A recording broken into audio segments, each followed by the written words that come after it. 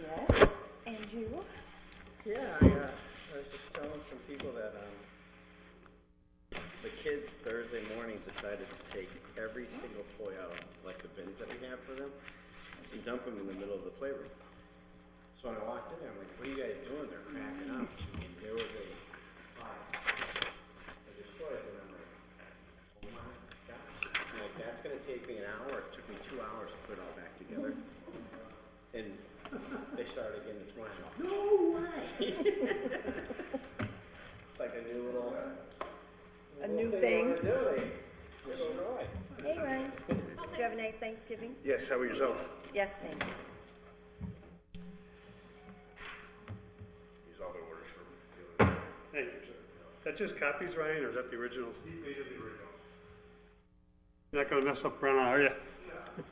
And blame me? Why not? These are, I think that one's a little thicker. Wait, or there's two. These are updated. I didn't ever get updated ones. I was working off of, what have I been working off of? May 4th. I have been working off of 2014. December 16th was the last. I figure. Thanks, Tom. No, you're welcome. There's some things you just gotta look at. So which ones did we change? I think it was like Pledge of Allegiance is one of them. Oh, right. I do recall. I remember some other ones. I think. I'm gonna blank, but I know that. No, was but the now most that you recent. mention, Yeah. it was just sort of the beginning of the meeting. Yeah. Nothing too heavy. So these new tax updates the boys and girls in DC are trying to throw at me. My head is spinning every Oh, day. yeah, well, they keep modifying it. There's stuff they're like, oh, they're focused just on this, and all of a sudden the report comes out, you're like, where did that come from? The latest meeting. Yeah. Well, there's the grand debate going on, so Oh. trying to get to the finish line. Yeah. All right, shall we? Sure. Call the meeting of Charter and Rules to order. It's a little after 6:30 on the 27th of November. Committee members present, to my right is Councilor Bacon, to my left, Councilor McGee. Councilor Roman is also with us at the best desk in the City Council chambers. Do not open that drawer, I'm watching it. Some quick housekeeping, just as we get going. We have several items to attack tonight. We also, if needed, have a meeting scheduled for next Monday at 6:30. Last Tuesday, at the last full city council meeting, the council took in several orders from different councilors that were referred to the Charter and Rules Committee. On Tuesday, we were already posted as a meeting. The agenda for this evening was set, and also the City Hall was closed on Wednesday and Friday, from what I'm told, and therefore we could not add those items to this agenda. Some of them are connected to some of the items that are on the agenda, and those would be available for discussion. Otherwise, the newer orders and newer ideas will be for a future date, possible next Monday, depending on how we go this evening. The first three items on the agenda are items that have been in the committee. We've got some idea of what's going to happen this evening, and hopefully we can get them through committee finally, and one way or the other back to the city council. So if there's no questions, we're going to go to item number 1. It's an order that was originally introduced by Councilor Tallman, that the City Hall Council adopt the provisions of Mass General Laws, Chapter 32, Section 20A, pertaining to the identification of members of the Municipal Retirement Board. Motion to receive, take off the table. Second. All those in favor? Any opposed? The last time this committee looked at this order, we sent copies to legal, the auditor, and to the retirement board to get some feedback. I myself spoke to Cheryl Dugray at the retirement board. She was not available this evening, but she is available for questions. One of the questions at the last meeting was, what does this mean? What does it cost the city? It essentially costs the city nothing for two reasons. It's a little extra protection for the members of the retirement board. They have insurance through the retirement board for any issues that might arise.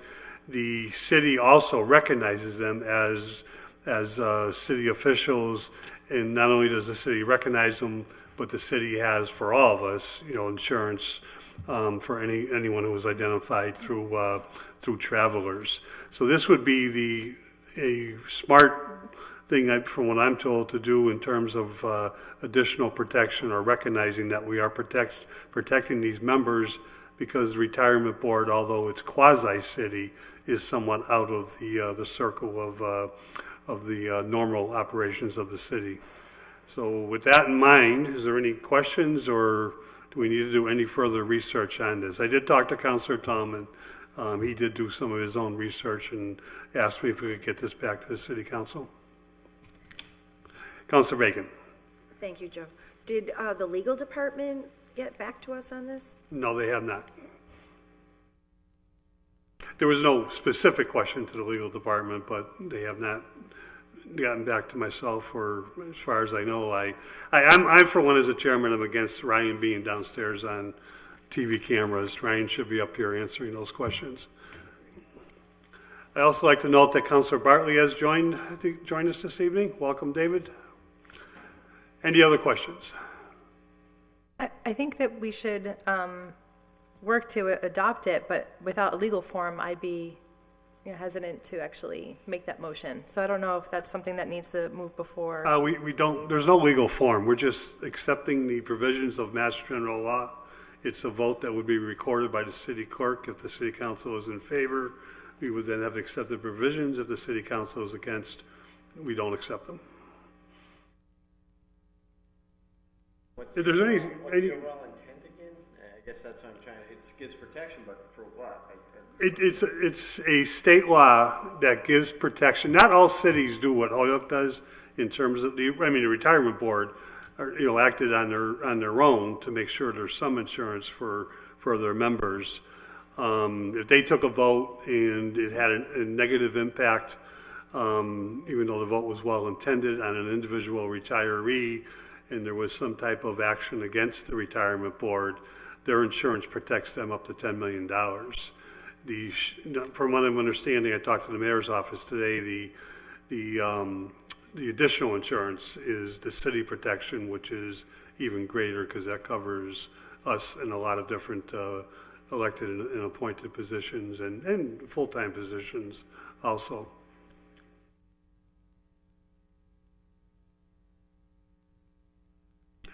Any other questions?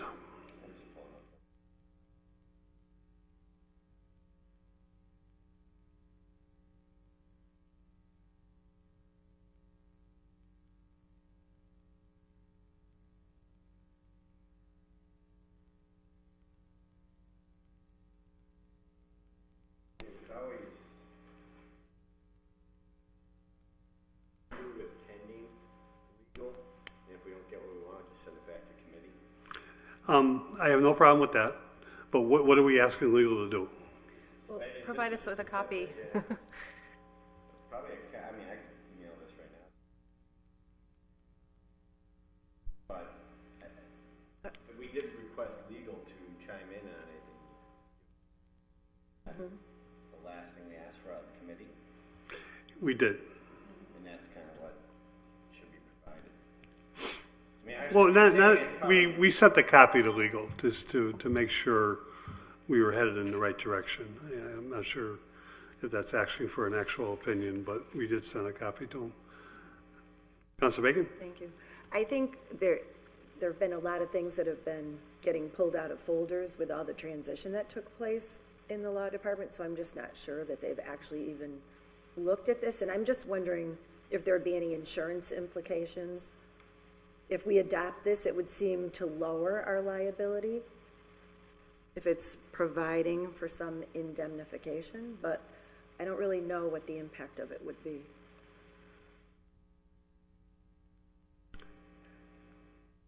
That's usually what the impact is.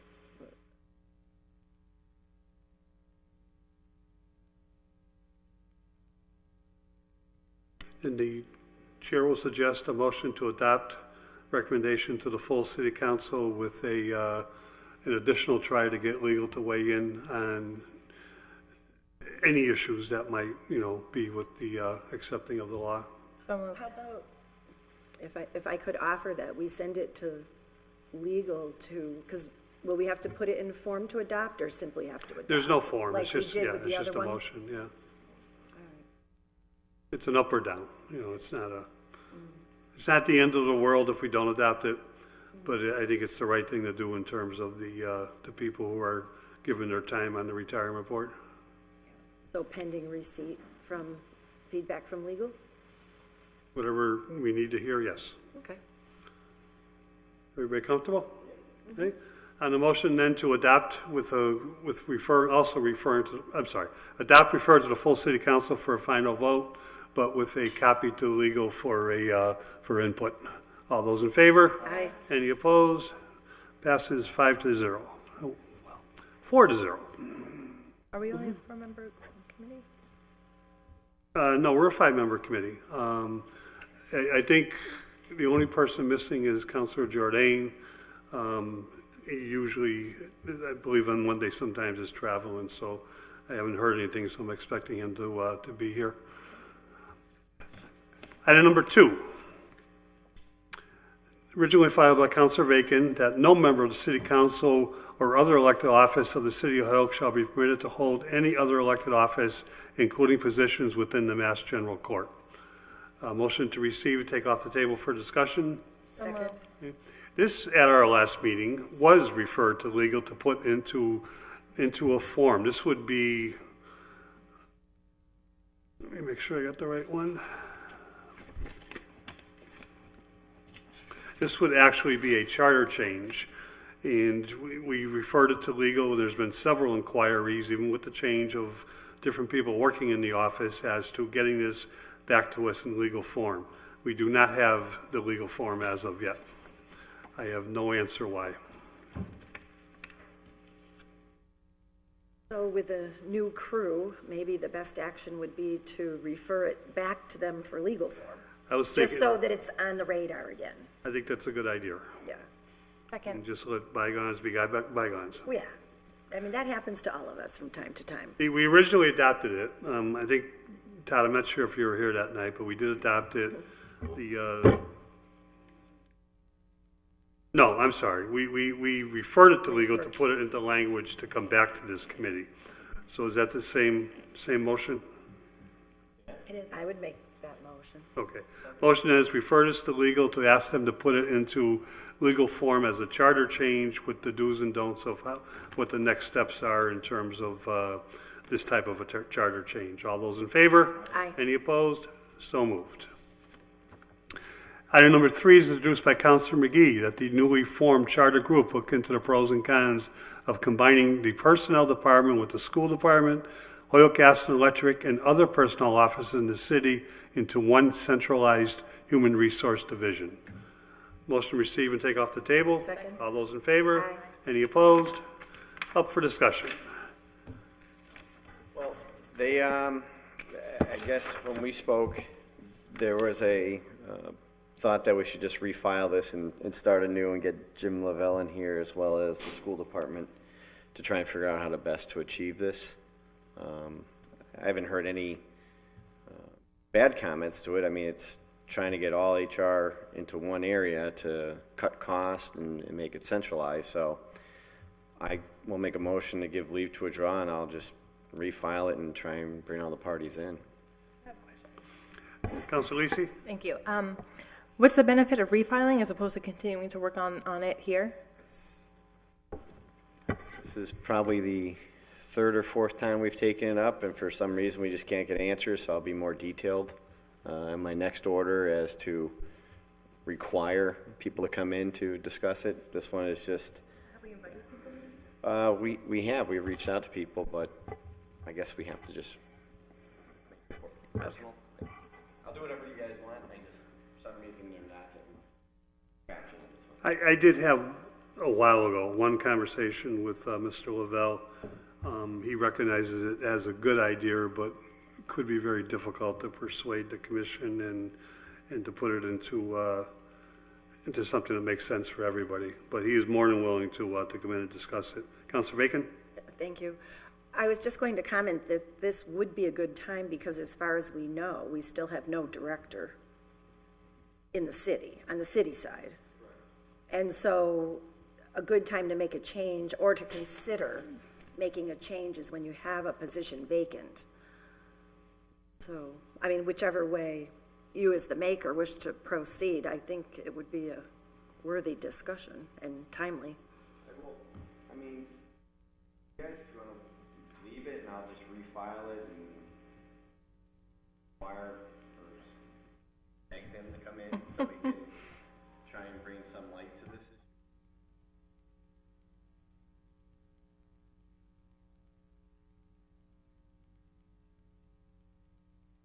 To me, it's already filed and on the table, so it doesn't make any sense to refile. But I do think that we should ask Ryan to reach out more affirmatively to the various departments to bring them in.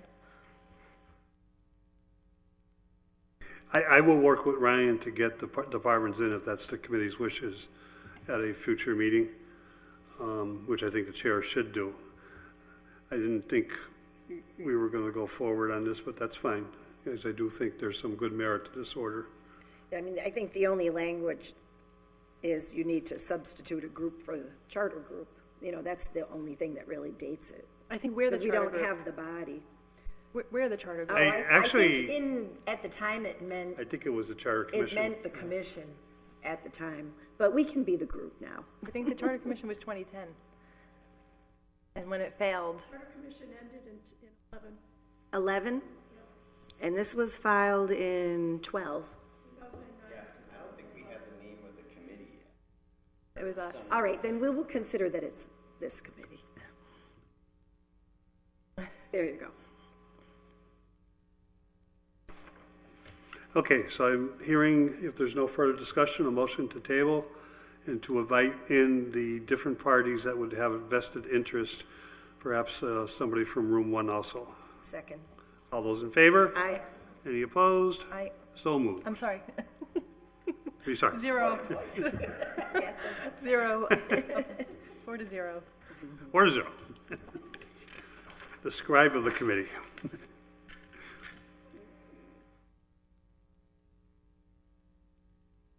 Item number 4 is introduced by Councilor Bartley. The city amend the rules to allow for the committee chair to name the city councilor to sit in at the committee table and have full authority to deliberate and vote. The purpose of this is to ensure a quorum is present. The chair shall have the discretion to name a city councilor so long as the councilor is present.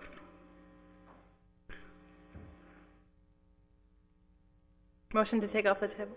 Second? Motion is to receive and take off the table. Would would item number 5 also make sense to have the same discussion? Sure. Motion to suspend the necessary rules and take up items number 4 and 5 as a package. Motion to suspend, take up 5 along with 4. All those in favor? Any Aye. opposed? So moved.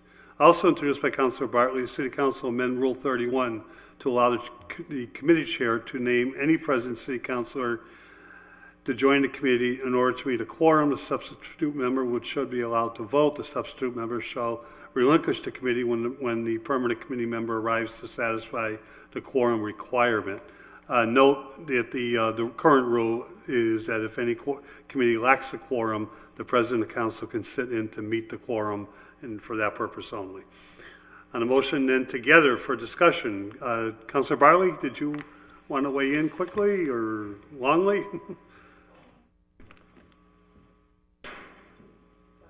Thank you for taking this up. I think that, so you have the rule written out. I have it here from our city council rules.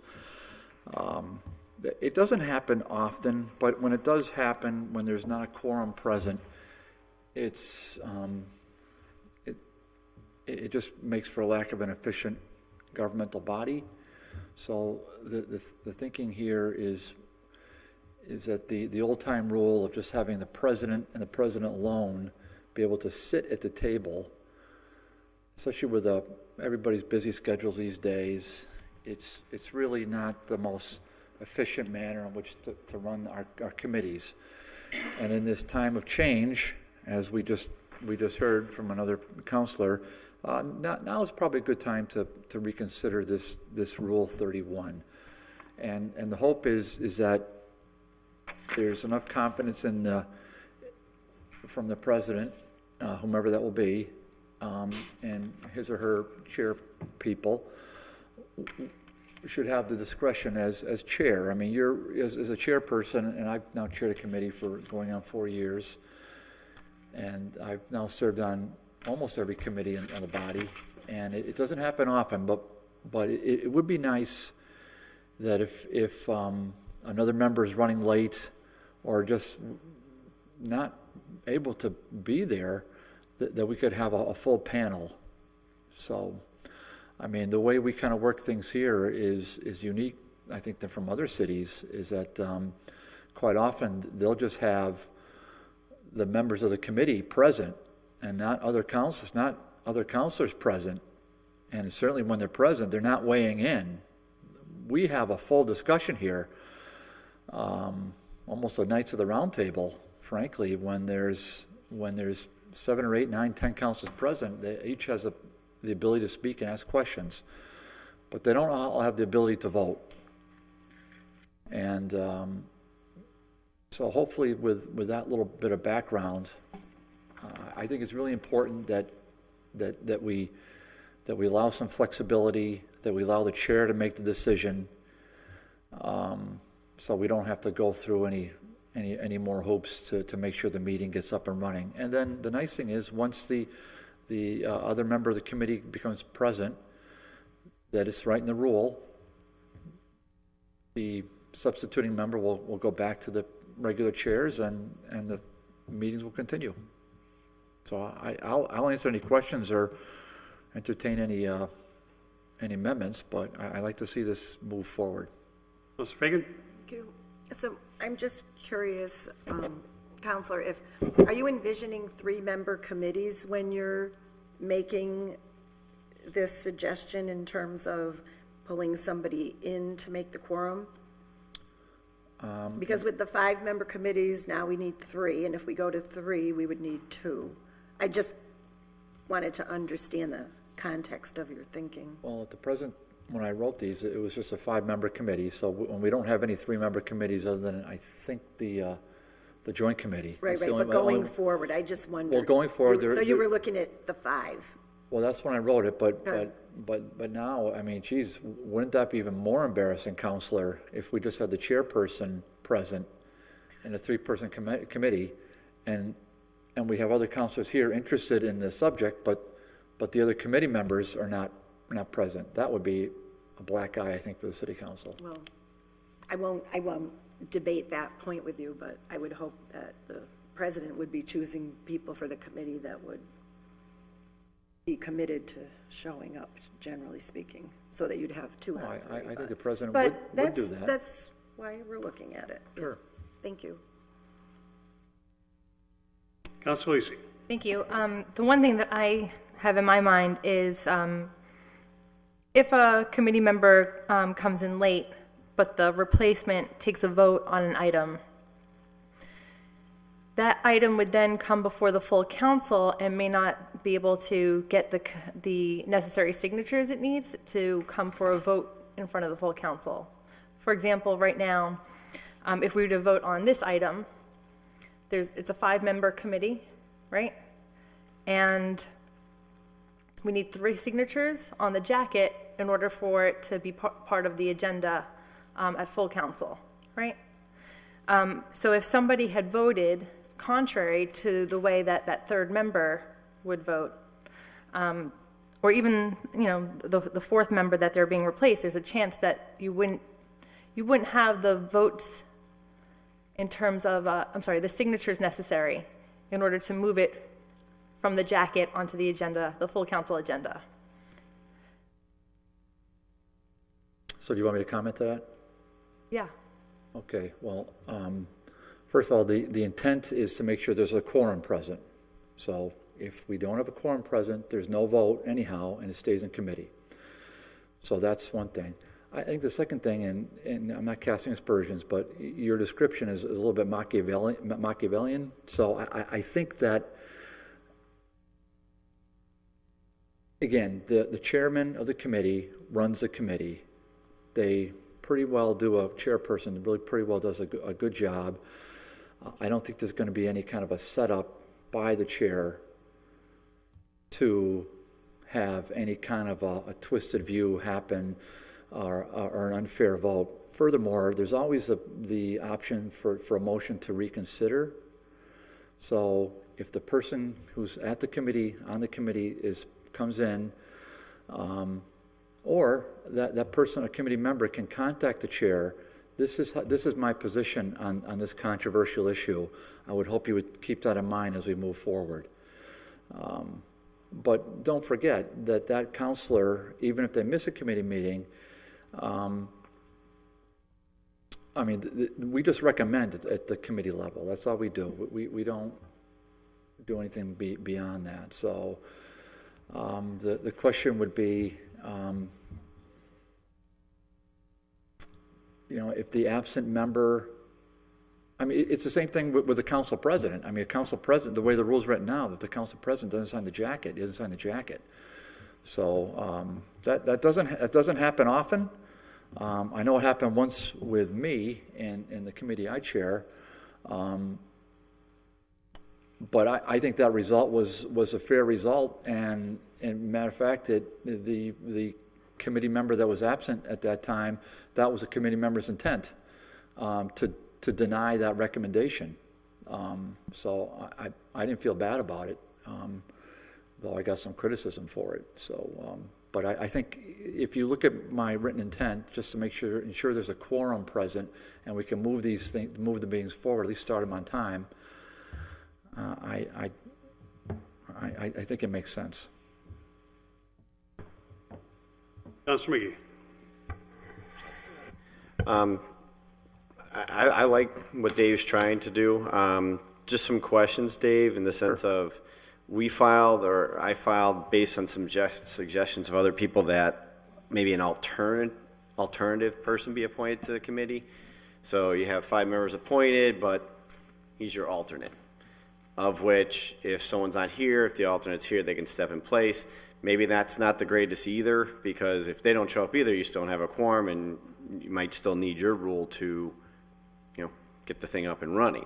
So the question would then become, well, two people are out in the audience. Joe says, I want Nelson. And you're like, well, I really want to, I love this committee, even though I was never appointed to it, I want to be. What about those type of confrontations, or those maybe not too big of an issue, or? I don't envision that as a big issue myself, because we're going to elect the president, and the president's going to appoint, at least that's what I hope will happen, that we don't have a debate on that. I hope that we keep the system in place, that we let the president that we elect appoint the chairs. I know there was some talk, or maybe I read it somewhere, that we were going to have a more democratic process. I would oppose that, because it just, we're a city. This is not town meeting. That's not how this government works. Why we're not a big city. I think we're still a city, and we should have some faith, at least I do, in elected leaders, and then leaders that are elected leaders. I could see it maybe, if you want to put the caveat in that maybe preference should go to a alternate member,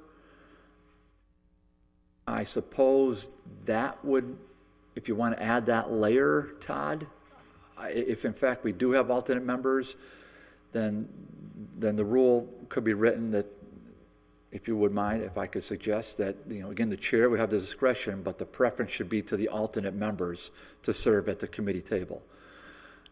And perhaps, Todd, the rule might have another benefit that we hadn't thought about. Maybe, and Councilor McGivern's talked about this numerous times, maybe that'll motivate more councilors to show up to committee meetings. Now, a lot of them say that they come, and when they watch on the TV, that's great. That's great, but I don't think there's any substitute for being here and being present. So that might have a side benefit, but that's a thought, and I don't think that would be a bad idea. And just onto that, because Councilor Lisi brought up the jacket stuff, would we have to, in essence, address that in the order as to if someone is picked? Although it's, take the example, 1, 2, 3 are listed on the jacket to vote for it. And it's only a recommendation, but us two are gone. So Nelson steps in to sit, he makes a vote. We can come in still under the rules and sign that jacket, even though we aren't here. That's the rule. And that allows it to go forward. But do we now have to add Nelson, or no, or do we just keep the standard rule? I would just trying to keep. I keep the standard rule. Okay. Because then you've got, you've got way. No, I just want to make sure. Yeah, I'd be in favor of keeping the standard rule. But again, look to my intent on here, is to make sure we have a quorum. Make sure we have a quorum. Councilor Bacon? Thank you. Yep. So, Dave, in your order where the chair is choosing a member to meet the quorum requirement, are you envisioning that we would still keep the president of the council as being named to make a quorum along with that, or were you eliminating that? Eliminate that. Okay. Councilor Lisi? Thanks. So I'm slowly coming to see some value here. But I think that when you give the chair the discretion, or the president even the discretion to appoint the person to make the quorum, I do think that you're starting to play into politics, if you will. And so you may know that somebody is favorable or is not favorable to a particular item, and therefore, it makes sense to have them come in. So I think that if we would move in this direction, where we are allowing someone to be named to the committee for a quorum and therefore votes to be taken, I think it has to be done in like an unbiased manner. So it has to be like the most senior member present could sit on the committee. So it doesn't have to be the most senior member in the room or the president, because then I think we get stuck again and again trying to find someone to fulfill that vacancy in order to meet quorum. But I think that if you give the chair discretion or the president discretion to pick and choose who's going to fill, that's when I think we could run into quote-unquote politics. And in order to avoid politics, it should be something very standardized. And I just made the suggestion as like the most senior member in the room, so that there's no playing favorites and there's no picking and choosing by the chair or the president. I would argue, I would oppose that, and here's the reason. I think your own argument defeated your premise. You're looking for a standard. Well, your standard is a senior person. Mm-hmm. Let me put it this way. While I obviously respect everybody in here, I don't think seniority is the reason why I respect others more than somebody else. I mean, I've said it numerous times in private to certain city councilors that there are some junior councilors, I think, that should be just move right along, because I'm just so impressed by their work and their input. I say councilors at my level that have done next to nothing, next to zero. I've seen more senior councilors, more than me, file 0 orders, do nothing, and yet they should be, there's a pecking order. So we're not like the U.S. Senate, where that comes into play. But again, Rebecca, my standard is this, and is for simplification. It's I realize there's, and I'm not saying it's you. We had a letter at our last city council meeting. It was, I'm glad most of us ignored it, but I think all of us read it. There's one paragraph. It was 2 sentences of some of the most vicious language I've ever read, and it's the Machiavellian instinct that's out there, where this body does, I would say, 95% of its work on camera, on the microphone, on the record. Maybe we do some of it off the record,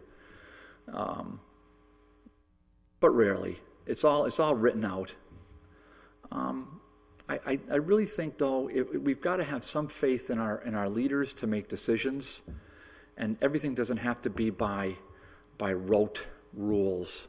I would have faith in Joe McGivern as council president to name chairman and to name and Joe's chairman or chairwomen.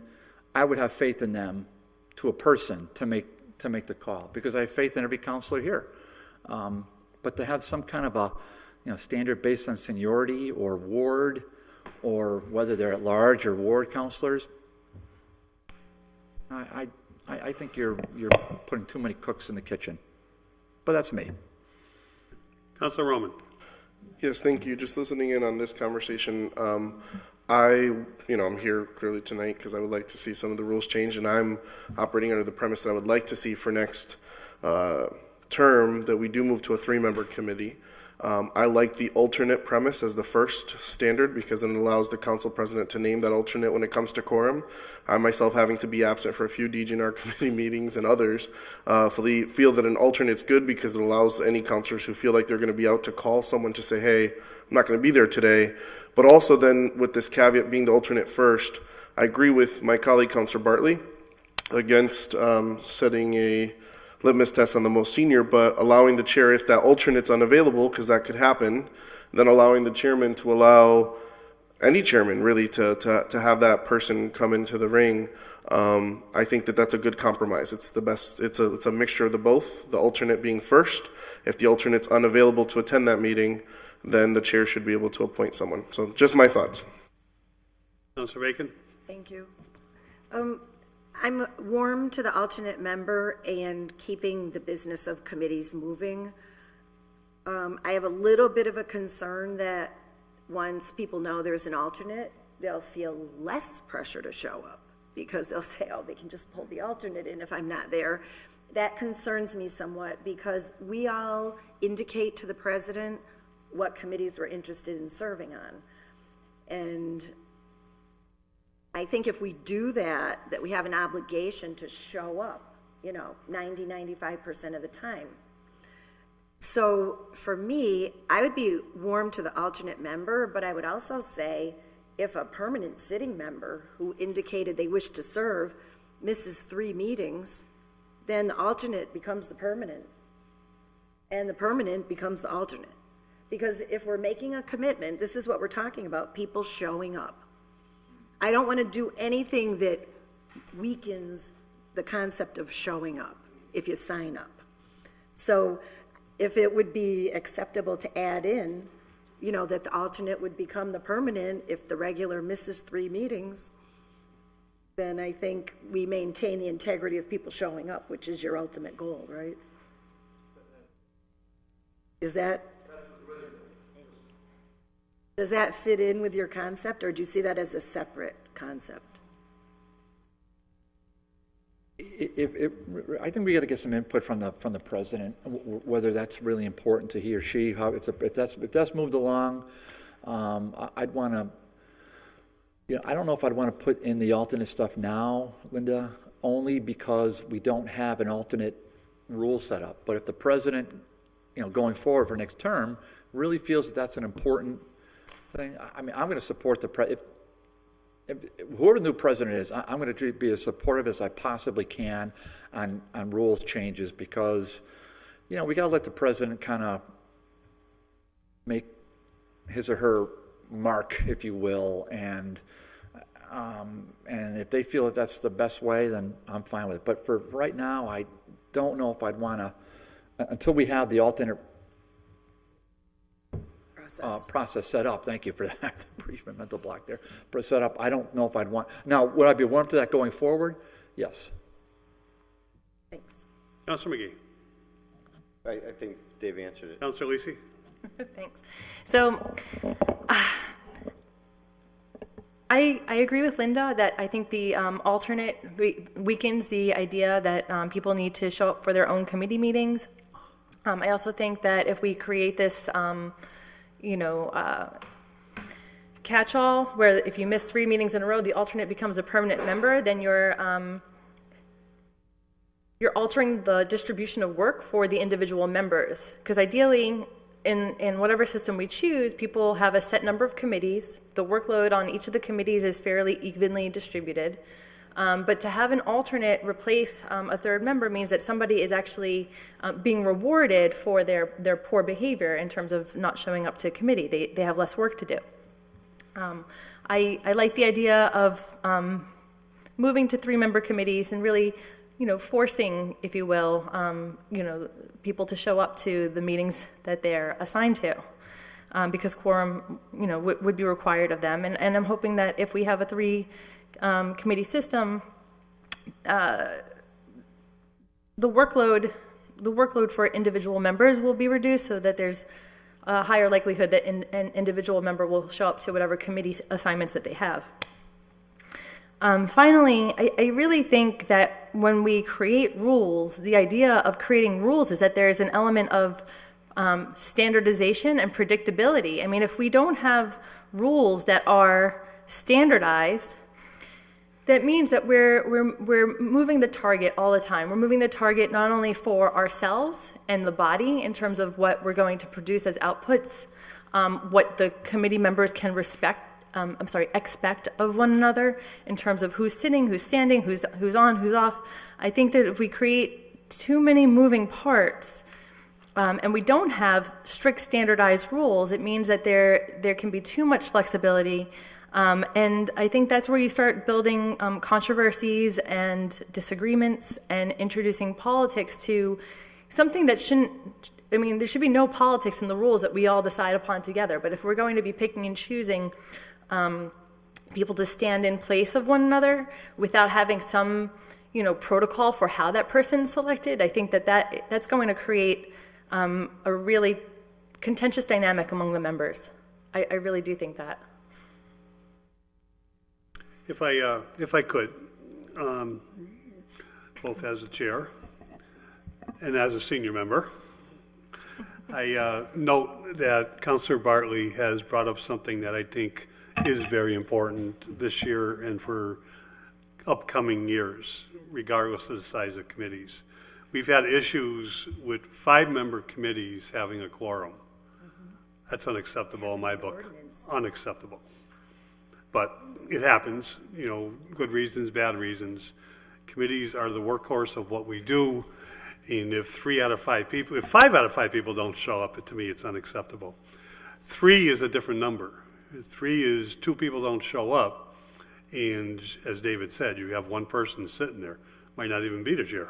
I would hope it's the chair, because they called the meeting. We need to be able to address that, and I agree that we have to be able to do it on the evening that the committee meeting takes place. So let me say 3 things.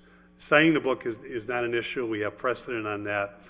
Whoever fills in, each jacket we sign is only for the issue you fill in. You only fill in when there's no quorum. If another member of the committee shows up, and I've done this, you leave after the issue.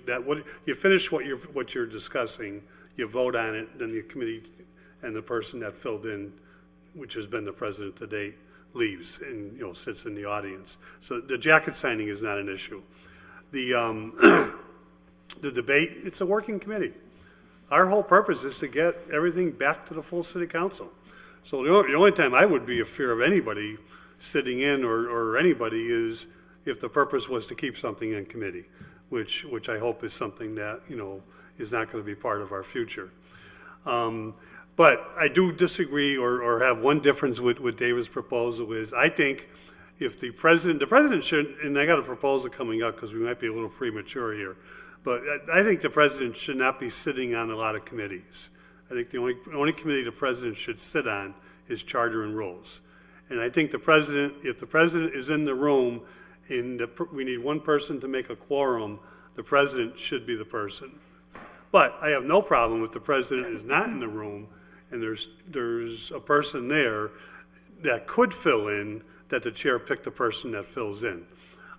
Senior doesn't make a difference to me. You know, I think senior is just longevity, age, I don't know, but I think experience counts, but I think that, you know, senior person may not be staying the whole evening, you know, so I think it should be, when the president's not there to fill in, you know, ask the chair to look at a member of the city council if they're available to fill in for the night. Councilor McGee. That's what I was going to ask is, could we leave it as is, except for the number, because that has to be addressed, but then to say the president will sit in first, if not there, then Dave's order comes in The chair second picks to that. anybody that's The here. chair picks. Fair? Sure. Yeah. Sounds like a compromise amendment. I like the way this group works. Is that a motion? That's a motion. Second. Okay. So the motion is to adopt with the slight amendment that the president remains as Rule 31 has it. He can sit in to do the quorum at any time. If the president is not present, the chair of the committee gets to pick any member present to fill in for the quorum. Any discussion? All those in favor? Aye. Any opposed? I'm gonna So say no. moved. I'm going to say no. Joe, I know we just voted on it. And Go ahead. I was a little quick. So the motion was keep everything the same, except that this, just underneath that the president will be picked, that the chair will pick any member available to fill a quorum. But is it the same rule going forward that if a member of the board comes on, that they have to step away just like the president? Absolutely. Right, so that's, so we You have to. finish. That's, his order Finish says whatever, if, you know, it's only fair to the person that, you know, comes in Right, late. so I just wanna You make sure. finish whatever's on the table, what you're discussing, and then as soon as that vote takes place, you switch. All right, just want to make Okay. sure we're, Yeah, and that's the way it is now. And that's Okay. how it's written in item 5. right. Okay. Okay? Sounds good to me. Okay. Again, all those in favor? Aye. Aye. Any opposed? No. 4-0. 1. 41. 3-1. 3-1. Sorry. Where's your math?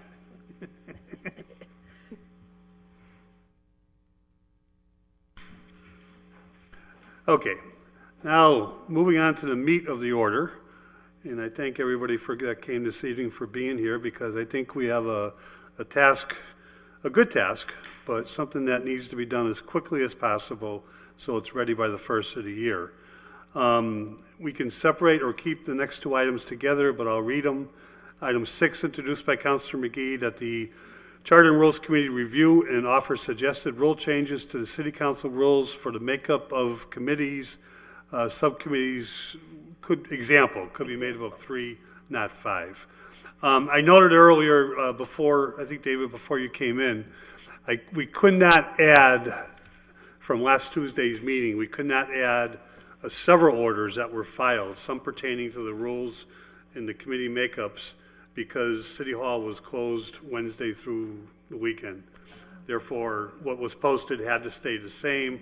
We do have copies here. If they're related to these next two items, we can discuss them because they would come within the open meeting laws, but we cannot discuss things that are unrelated unless we really thought it was an emergency, but I don't see anything that's an emergency other than what we're talking about now.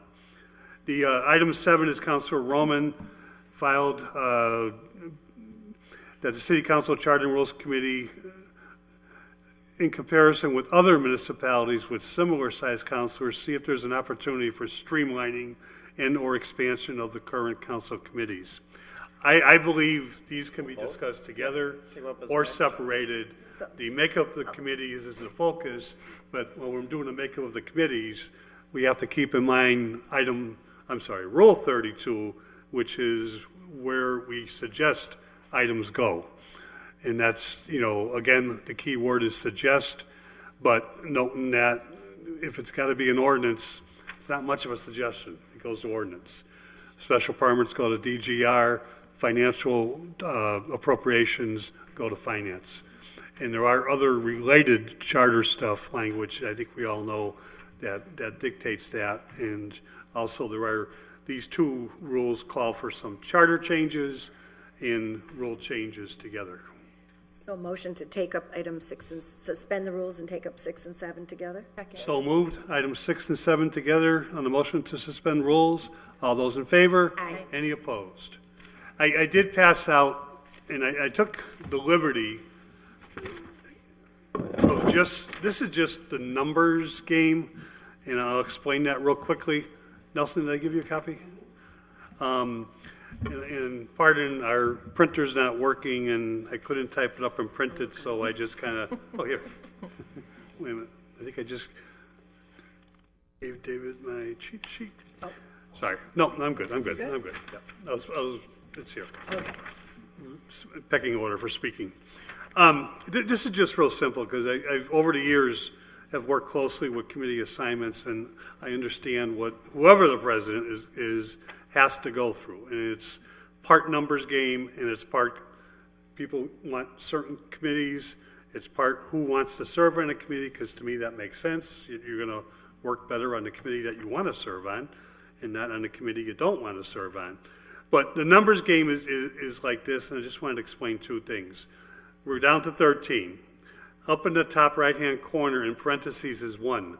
That's the big kahuna. That's the president. Okay? 12 is the rest of us, down the line. How do you fit them into, at the moment, is 7 committees, okay? And I counting the joint committee, which is currently 3. Mm-hmm. The idea is to make a number divisible that makes sense in not, 2, sometimes 3, assignments. 3 can be a lot, but 2, and I'll explain that in a second. So my first suggestion is the president serve on the charter and rules, I want to say automatically, but only the charter and rules. And I think the president should be on the charter and rules for a lot of reasons. But welcome, Big Ahuna. But that, just to clarify, Councilor, that is not a rule, however. Correct. That you're making, that's your Just a suggestion. preference. This whole thing is a suggestion. Yep. And back to what I'm really trying to say is the math is down the bottom, and there's some flexibility here for whoever the president is. And if the committee was thinking of suggestion, ordinance committee remaining at 5, charter and rules, I believe, should remain at 5. that would be the 3+2 / Finance Committee 3, DGR is a tough one, but at the moment 3, Public Service 3, Public Safety 3, and at the moment the Joint School Committee 3. If you add up and do it, including that one part about the caveat about the president being on charter and rules, you end up with 25 position being filled. You minus the 25 by the president, that's 24. 2 times 12 is 24. One way to handle it. Exception. I've always said this. Certain committee chairs, their work is incredibly more than other committee chairs. Ordinance Committee, I think goes without saying, the chair has a tremendous amount of work to do with department heads, our assistant, and other things. Finance chair works directly a lot with the auditor in updating and a lot of things, not just what comes out of committee, but what's going on in terms of the finances of the city, free cash availability and stuff like that. DGR has to work with a lot of department heads with the special permit process, in particular. This is just something, if you want to use it as a foundation, if you want to throw it out and just start throwing out other ideas, I'm fine with that, but that's where we are right now. Councilor Lacey. Thank you. I'm kind of amazed, it works out kind of perfectly, that if we have 12 plus 1, we have 7 committees. That brings us to 2 committee assignments for each member, in addition to the president serving on charter and rules. So it's mathematically, I think it works out really nice and neatly. I'll tell you, for the most part, where I see us going in the next term and into the future is I really would like us to maintain the number of committees that we have as opposed to growing them in any way. I think that we need to build in efficiencies by redistributing the workload among the committees. So I would be very much in favor of this proposal here as a foundation, and then looking inwardly to the individual 7 committees to figure out if there's some way to reallocate the work, so there's less variation between committees in terms of what each committee is taking on for the body.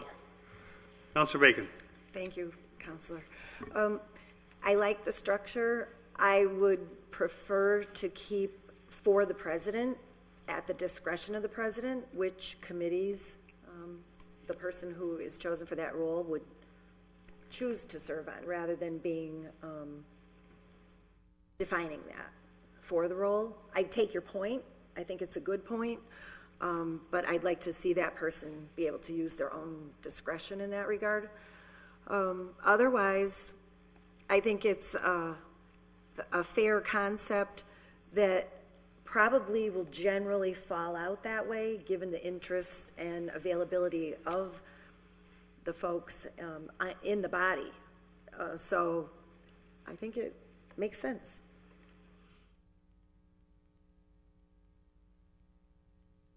There are, Councilman Kevin, I think I noted before you came in, we couldn't add the new items from last Tuesday because City Hall was closed on Wednesday through the weekend.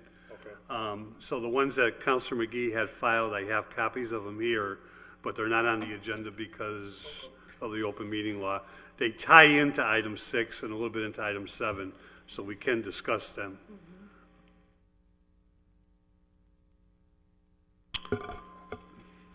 Talk about that whole, I had one question. Did you guys already go over this topic that I heard swirling around, which is we're going to have elections for all these 7 committee chairmanships? Are we talking about that yet, or? It was mentioned for about We 5 already have seconds. one against that, so. Oh, there's already been a vote against that, or? No, we have an announcement against it. But I don't think anybody's proposed it I even. oppose I don't think anybody's proposed it. Okay. That was I don't think it's I don't think we- formally anywhere. I'd just like to take a few minutes whenever appropriate, Mr. Chairman. I was gonna, since we're on the discussion of 6 and how the committees are structured, I'd like to just take a minute. I'm fine with that if no one objects, because I think, the committees, obviously we don't know who's going to serve on what committee. We're doing this blind, which is the Yeah. way it should be done. Right. It does make a difference, I think. a big difference to the item that we just discussed if we were to change the fact that it's the president who appoints the chairs and fills the committees. Right. And then that kind of defeats or deflates the whole argument I had just made on the previous item, because we came up with a nice compromise with Councilor Bartley's order on filling in for a quorum. Right. What we were recommending is that if the president is here, the president fills in for a quorum, as is stated in Rule 31. Yep. However, if the president is not here, we amended it to allow for the chair to pick a city council or president to fill in for the quorum. And I haven't written it down, Todd, what was the last part? That was it. That was it, yeah, That was it. Okay. yeah. 'Cause Oh, no, we just wanted to make sure yeah. that we had the understanding, it's if some member of the committee shows up late, that immediately reverses when the Yep. item is done. But that is they're the current discussing. rule. That's the current rule, okay. Yeah. So yes, Kevin, I don't know if anybody's gonna propose that. I'm sure if it's proposed, it'll be up for discussion, but our focus is to get things ready for whatever happens in January. Councilor Roman, you have your hand up? Yes, thank you. And I think what my colleagues are referencing is all the at-large counselors at their very public debate all made a public pledge to make that the process going No. forward. Oh, yeah, I did not. you were the only one, I think. Correct. Yes, he was the only one. But yes, a majority of the at-large counselors made a very public pledge to change the process to that system, so, yes. I would just say it was a question of whether they would support it. It wasn't necessarily a pledge that we're going to do this. It was a yes or no, and it was a yes. That's all I got out of it, so. We're going to discuss tonight. Yeah, we'll Who came up debate. with yes or no questions? I'm not the Well, debate I host, thought so there we was a gotta committee go that back to the does debate stuff. host, but I watched that at home on the You cannot TV. yes or no questions So like that. as the maker of But go ahead, order, Councilor Roman, I apologize. as the maker of order number 7, which kind of relates to these committees, and again, I would just like to say, in hearing some feedback from some of my colleagues and others, it doesn't stop the president from making ad hoc committees. I'm a big believer in this innovation, and, basically a new way of looking at development here in the city. It could be an ad hoc committee, I guess. I just feel like we missed the mark with this whole Amazon headquarters coming to town. We had a developer that put in a pitch for it. They never came before the body. We never pitched to Amazon. So I just think it could be maybe a cool ad hoc to start. And I'd like to state for the record, that's how the joint committee started. And I thank Councilor President Jourdain for starting that and spearheading that. Ad hoc committees are great as test grounds for us to make permanent committees, and that's how the joint committee started, which I've had the privilege of chairing these last 2 years. So if the proposal, and I'm only referencing Councilor McGee's order because it's relevant to what we're speaking about right now, maybe if, I know I co-sponsored an order to add more committees. If those don't work, fine.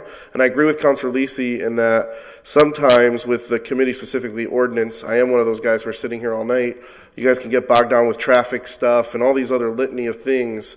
Maybe if we can shift those to other committees to then alleviate ordinance to do the work that you already are doing so much of, I think that would be helpful. And I did pull other municipalities and cities and towns.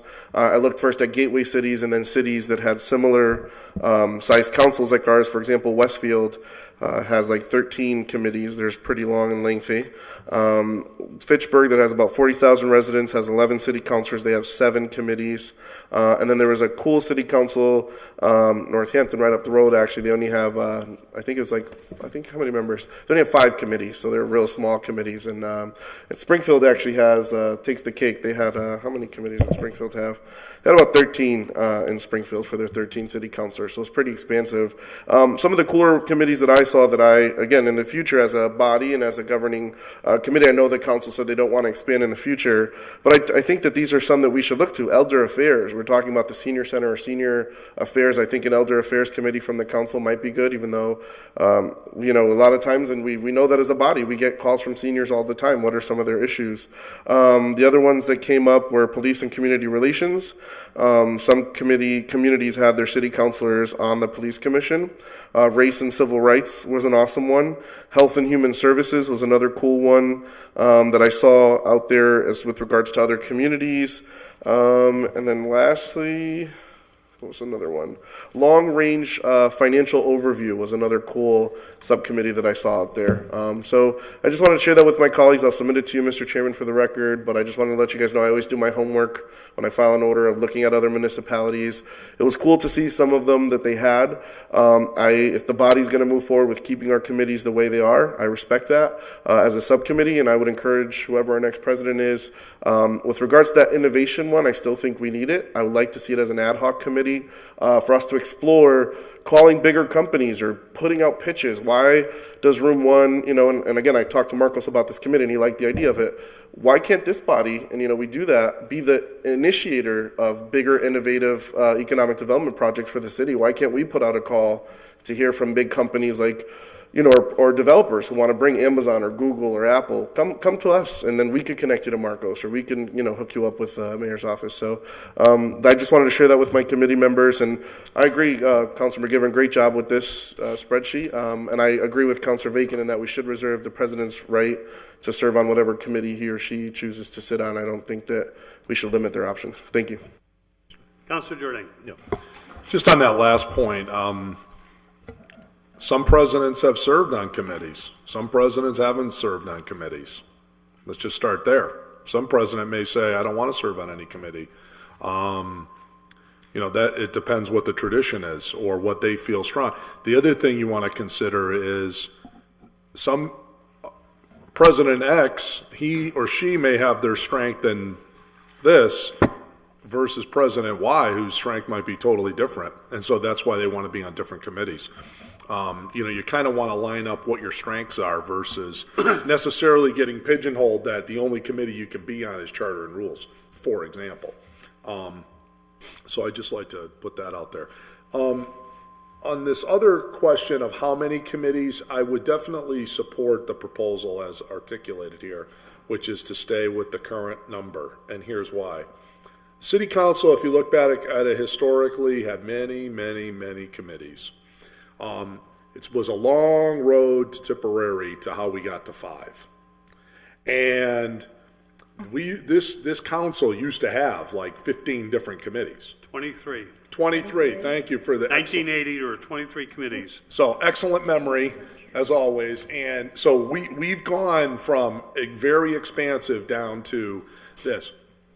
So in time, as to what Councilor Roman has stated, what I like about the president being able to create some of these ad hocs is you can sort of kick test a few, or kick the tires on a few different sort of areas. One of the ones that we saw was, hell, 2/3 of the budget's the schools, but we have no committee that addresses communication between 2/3 of our budget and the city council.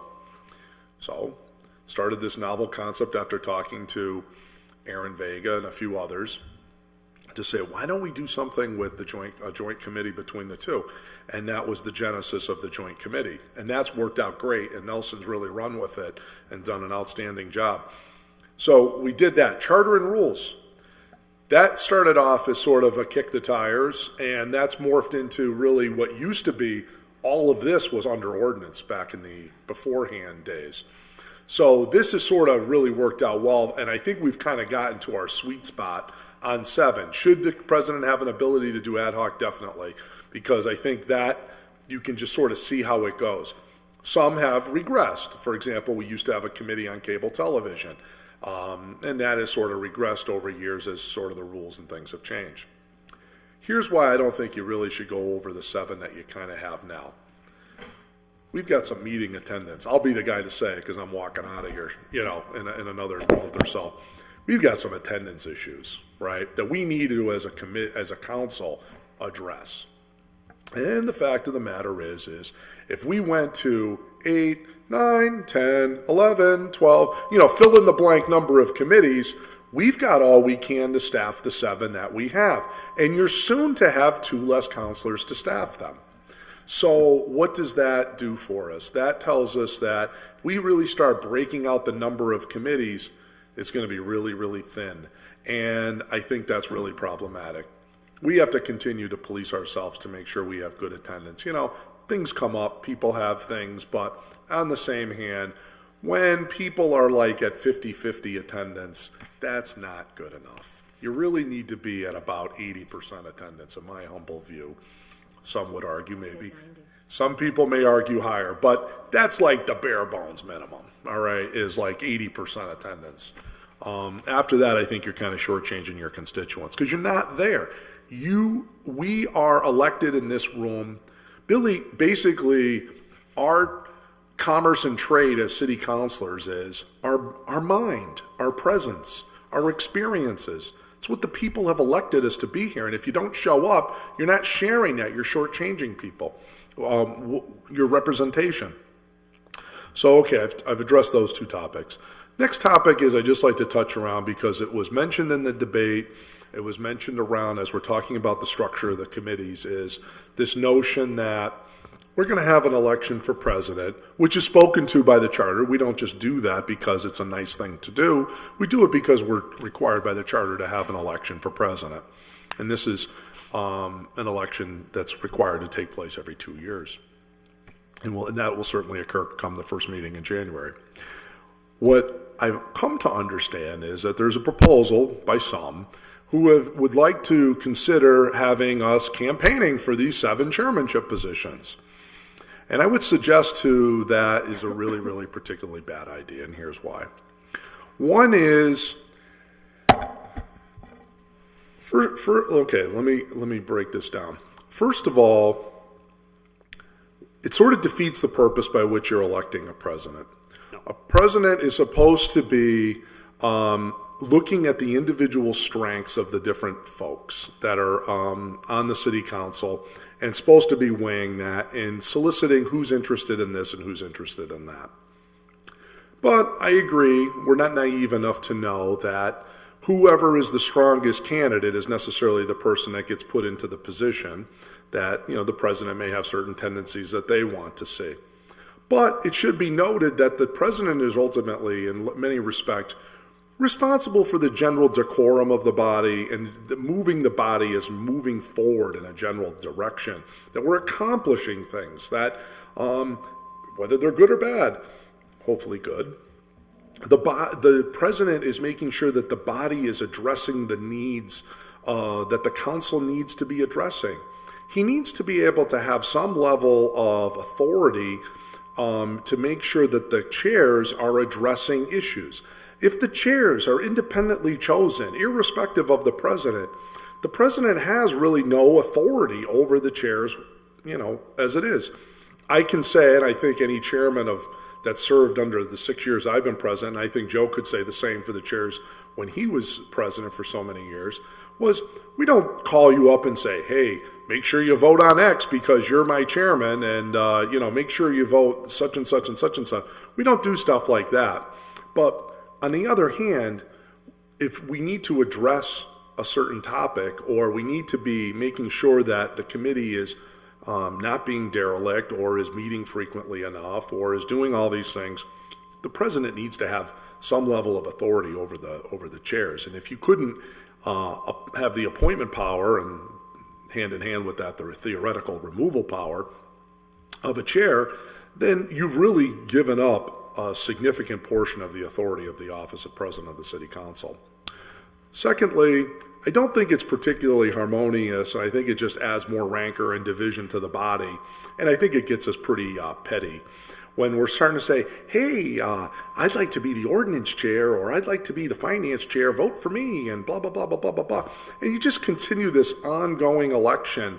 And then what happens when nobody runs for public service chair, or nobody wants to be the public service chair, or nobody wants to do, some of this less glamorous yeoman's work, because you can't just make some of the positions elected and not others. I think it's something that we really, I think it demeans the office, to be perfectly honest with you. I just hope we don't go down that road of creating in January, I guess that's when it would have to be. Theoretically, we're going to have all these elections until somebody gets to 7 votes to become a chairman of a committee. And then what's that process going to be like? Is we're going to do balloting and and then and then what happens when they fall out of favor? You can't be removed, or we're going to have a removal vote of a bad chair. How would that whole process even work? it just sounds good to people that aren't on the city council sometimes, and we all know that. It's sort of like this kind of, this will take all the politics out. If we just didn't have a president appointing the chairs, we wouldn't have any politics.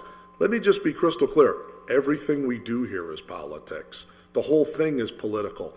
The founders established and set this all up to be political. That's not a bad thing. Political in this context is the desired result.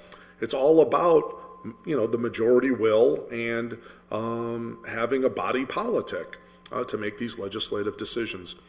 So I really would encourage people as we consider these type of rule changes, if that does ultimately materialize in a proposal, seriously reconsider that one. I think that's a really, really bad idea.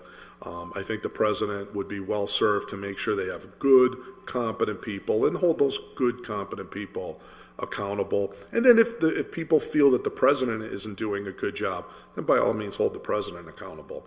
And then by virtue of that, I suppose the next logical conclusion from not just running for chairs, the president picks the membership.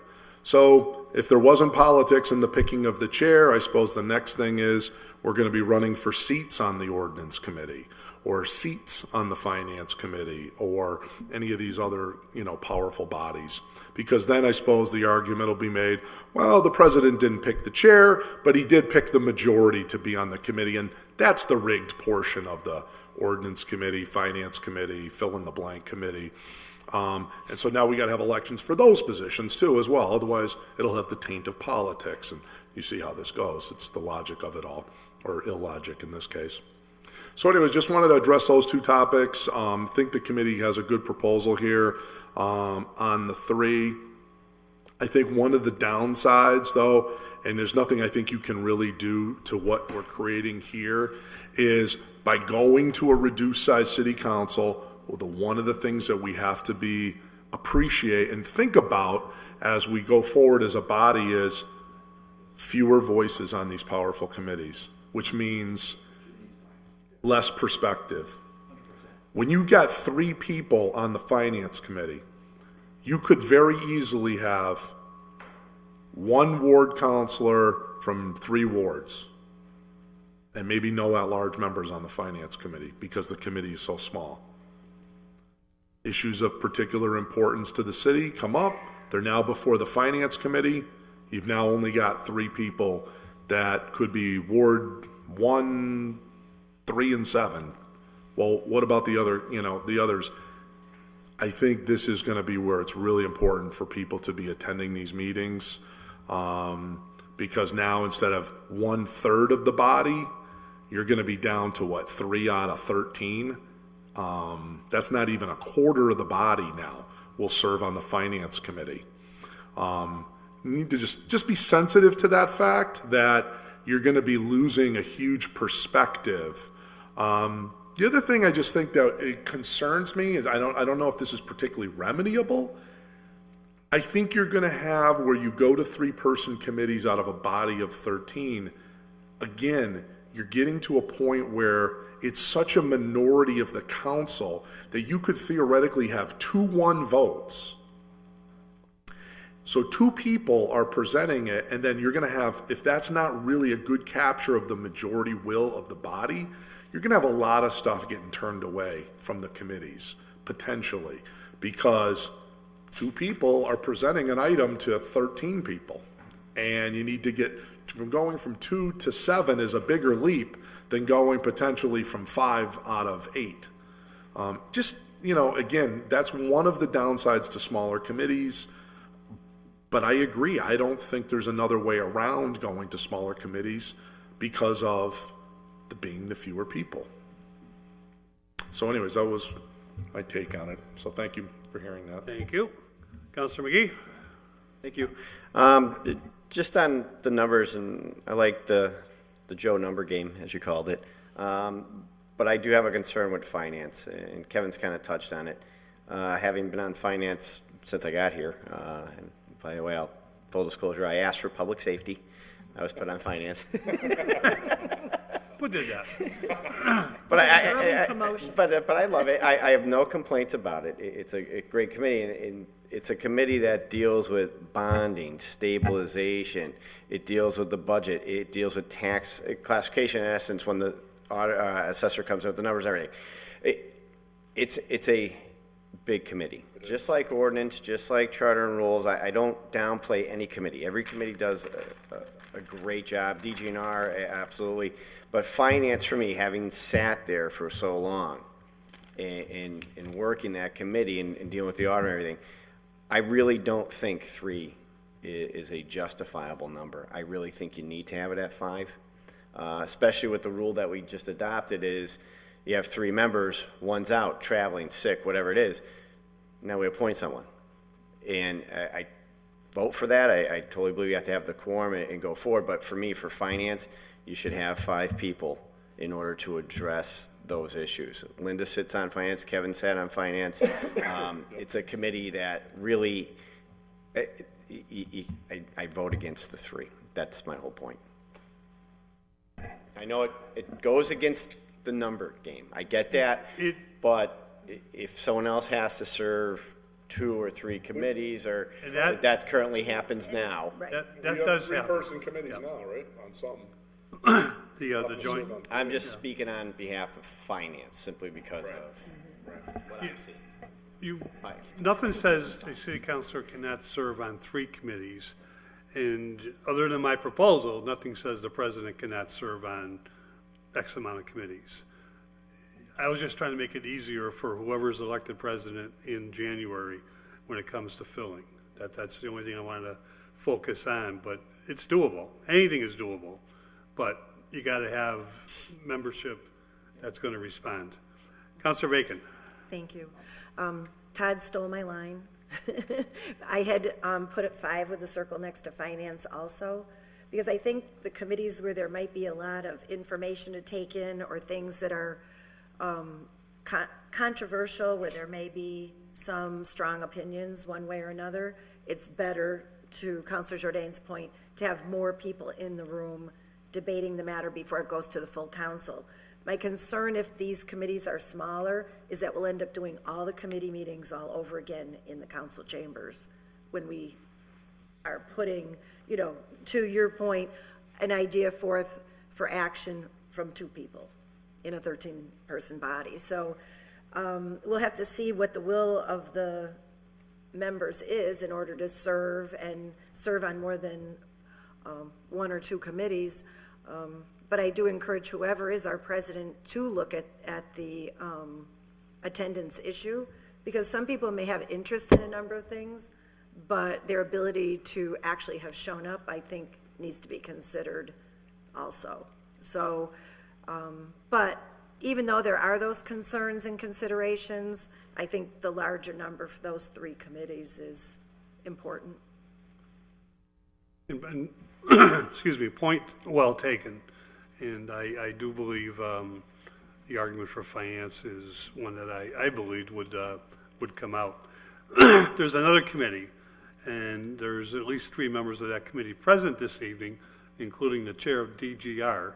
And David, I was wondering if you would like to weigh in on DGR being only 3 members,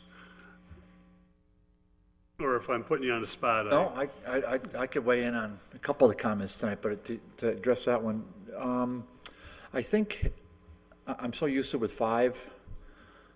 I think I'd like to keep it at 5, and the reason I feel that way is because we've had a lot of unanimous votes, no question about it, but there's been a lot of votes that have been less than unanimous. We've had a lot of 4-1, 3-2 votes, and I think that doesn't mean that there's controversy, but I think it's a pretty strong-willed body, first of all, with each of us have pretty strong opinions, for sure. I don't think any of us, not one person is a wallflower in that committee, but more to the point, there's a lot of intelligence on that committee, and there's either city council experience, long-term city council experience, or there's subject matter experience that I just think is invaluable. I mean, it's really affected how I voted over the hundreds of votes I've taken on that body. So I'd like to leave it at 5. It would be my very strong preference. And if I may, Mr. Chair, just move on to another area for a second. Please, you get the floor.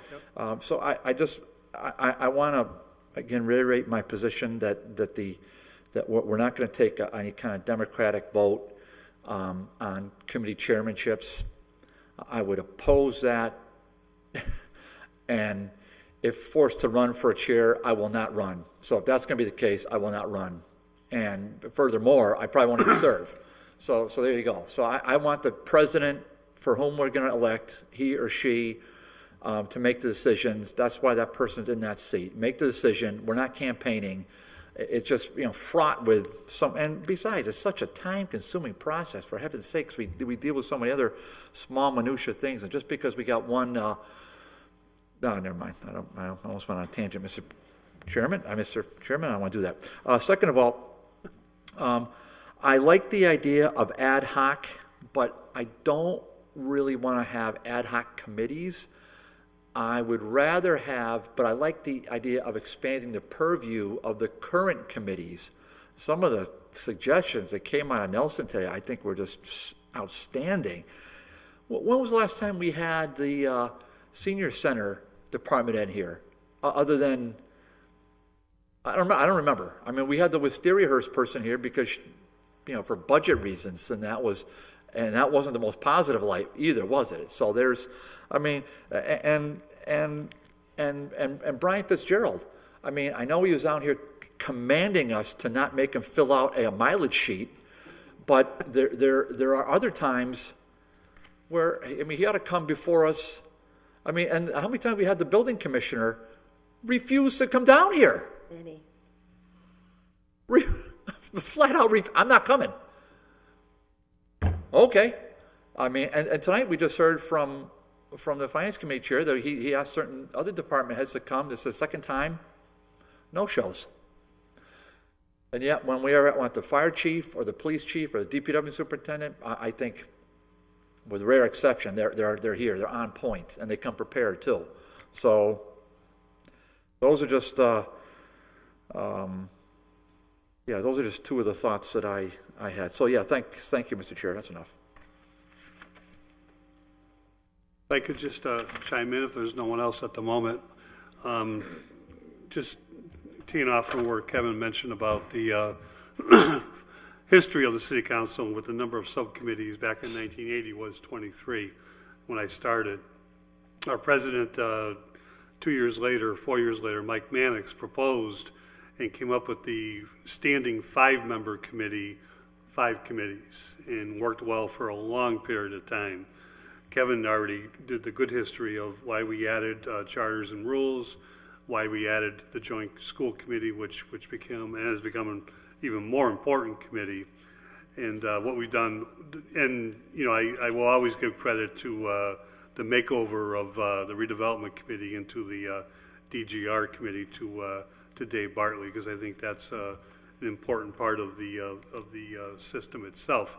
And it's not that other committees don't work and aren't important and could focus on certain things. It's, again, unfortunately, and I agree, Kevin said it 3 times this evening, it's not that we want 3-member committees. Believe me, it's not. David's right, Kevin's right. I think everybody recognizes a 5-member committee is a strong committee.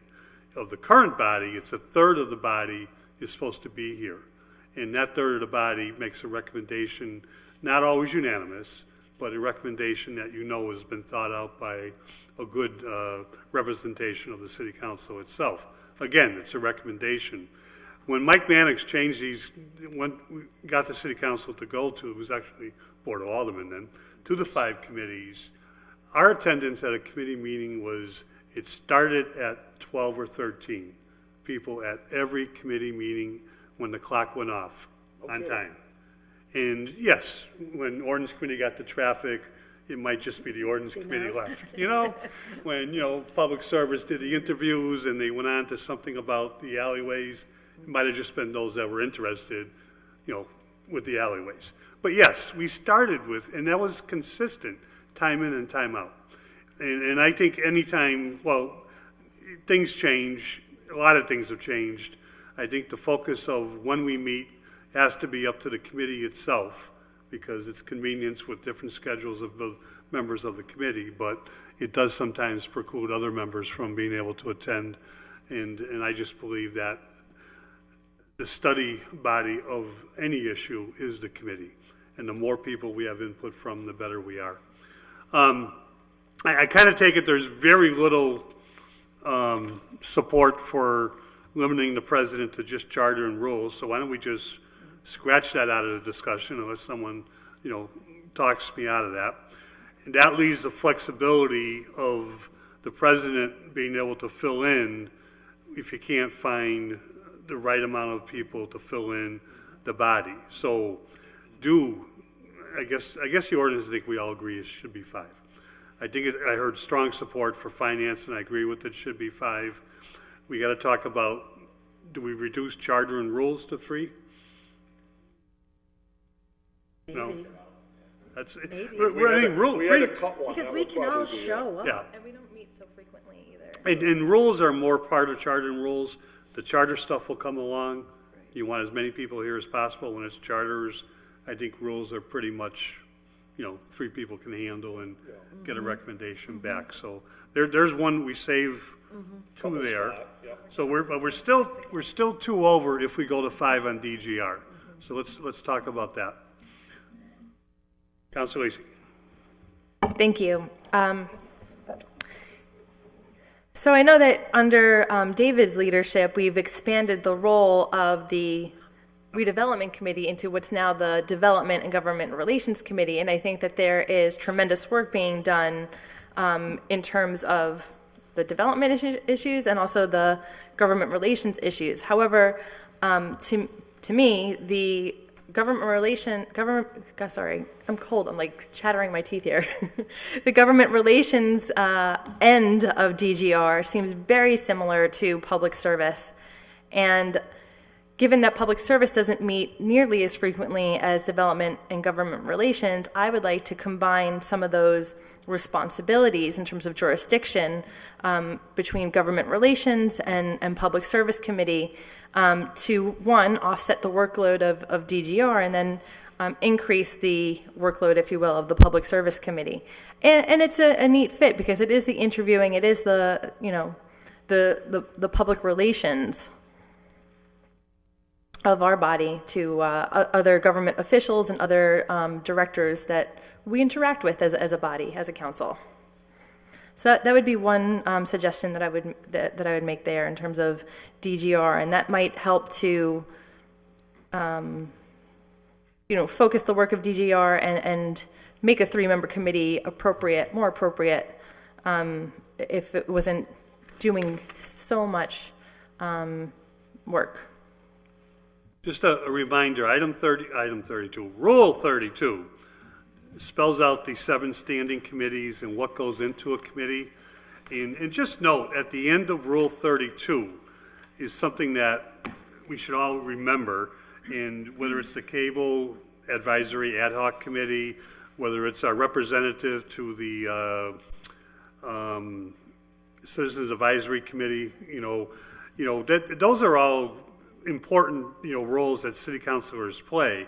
And we added this not that long ago that on any of these city charter, statute, ordinance rules that the city council referred to as amendment to further the city council may establish additional special committees. A special committee might be a committee that focuses on one issue until that issue goes away. And that's, we've rarely done that, but that is possible. Casinos was an example. Casino was a very good example. Yeah. And the last sentence of this is always something that's very important, is that unless the city council president appoints a member, that city councilor can serve on whatever they want, but that city councilor doesn't represent the city council. Right. And that's something that we've always done, and rarely has that been a problem, but occasionally the mayor has appointed city councilors, which is great to do something, but it's much better when you get the blessing of the city council, because because then you're also our voice. Counselor Bacon. Thank you. And I would also note in that same paragraph, it allows the city council, which we have done from time to time, to put a matter into another committee that might not be like Yes. clearly charged with it. Yes. But if the workload is very heavy, or if it could go here or there, such as maybe, to Council Roman's point about elder services, that perhaps a matter of that sort could go to public service, you know, rather than government relations. But there is that flexibility that we can do on the Yeah, floor. the only handcuff is ordinance changes have to go to ordinance. Right. Appropriations, financial stuff Right. has to go to finance. And DGR, we've kind of tied into the special Special permit, the permits. DGR.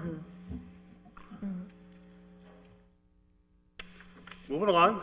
So just to understand Counselor Lisi's proposal, you're thinking of merging public service and DGNR into one committee and making it 5 members? Nope. So, Oh, okay. thanks for asking.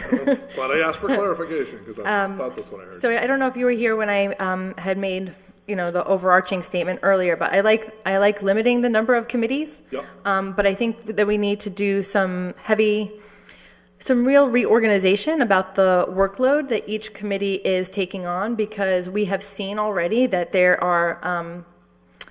variations among the committees. And I think that if we reallocate some of the responsibilities and put it into the rules, so that the Public Service Committee is doing the government relations end of DGR and refocus, that DGR committee on issues of development or redevelopment alone, that along with the special permits, I think is quite a significant workload. And then you're moving the Public Service Committee up from being a relatively, what do I want to say?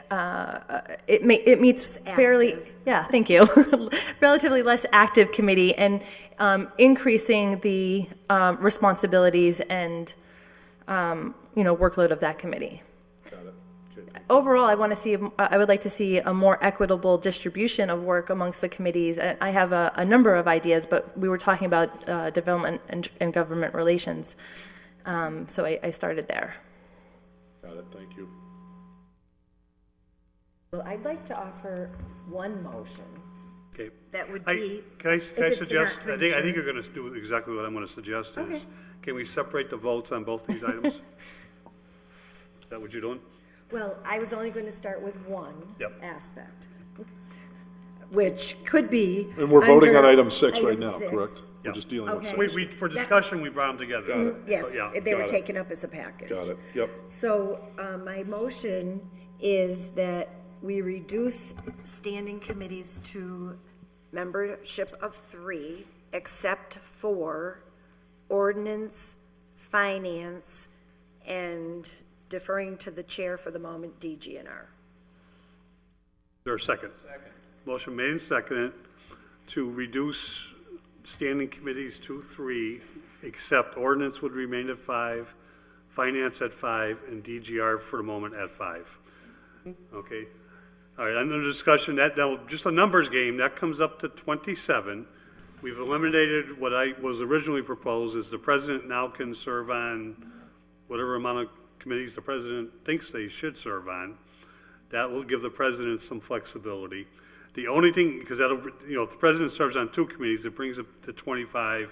You've just got 1 extra committee slot, with the exception, and this is okay with me, because I'll defer to current chairman. At one time, especially ordinance and finance, the chair would not sit on any other committees. And Todd, you're on 2 committees, David's on 2 committees besides, 3 committees. I just looking at the chairs, because you know the extra work that comes, well, everybody, Rebecca knows, Kevin knows, Yeah. David, everybody knows. If you're comfortable with that, doing it this way would mean chair people would have to be part of At least one other committee. at least one other committee.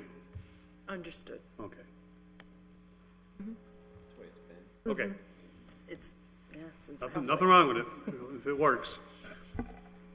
Just on the third, I think now that we're a body of 13, I think it's gonna be, it's hustle. I mean, I don't think I think the good old days of having, well, I'm the exclusive sole agent chair of one committee. I mean, you don't have enough, and then to say, well, and the president only serves on one, and finance and ordinance chairs only serve on one, then, I mean, basically you'd be 3 committees for everybody else. I mean, I think everybody's gonna have to pull your weight, and as the body gets smaller, and who knows, there might be a debate to have us go to 11 members, 6 or 8 years from now, who knows? You never know. That was the original proposal. When we get rid of 2 wards, and we're going, Yeah, without going there. But I'm just saying Texas is coming up. that's the flip side is you're gonna have to hustle, so. Little experience of doing, and Kevin, a little experience of doing, the appointments. Over my tenure, only once, I will not say a name, did a city councilor tell me they didn't want to serve on any committee. Really? Yeah. They did not get that preference. I chose what committee they were going on. But I did limit it to, there were some reasons, but I did limit it to 1. Councilor Lisi. I agree with what Councilor Jordan just said in terms of everybody's going to need to be doing their weight. But I do also think that if we have, a limited number of committees, you can't get spread too thin. Additionally, I think, again, I'm going to keep pounding this point, like if there's an equitable distribution of work among the committees, then it's no big deal to just go to your committee assignments and your committee meetings and show up and get things done. I do think that there are a number of creative solutions that we can propose to make sure that the committees are doing an equal amount of work. Any further discussion? On this item 6? Item 6. Well, we're gonna take a vote on that motion first, right? Yes. So the motion is to change The standing, Rule 31. Rule 30? 2. 31. Well, 31 is the committees. It's 31, You're yes. 31, Yeah. you're right.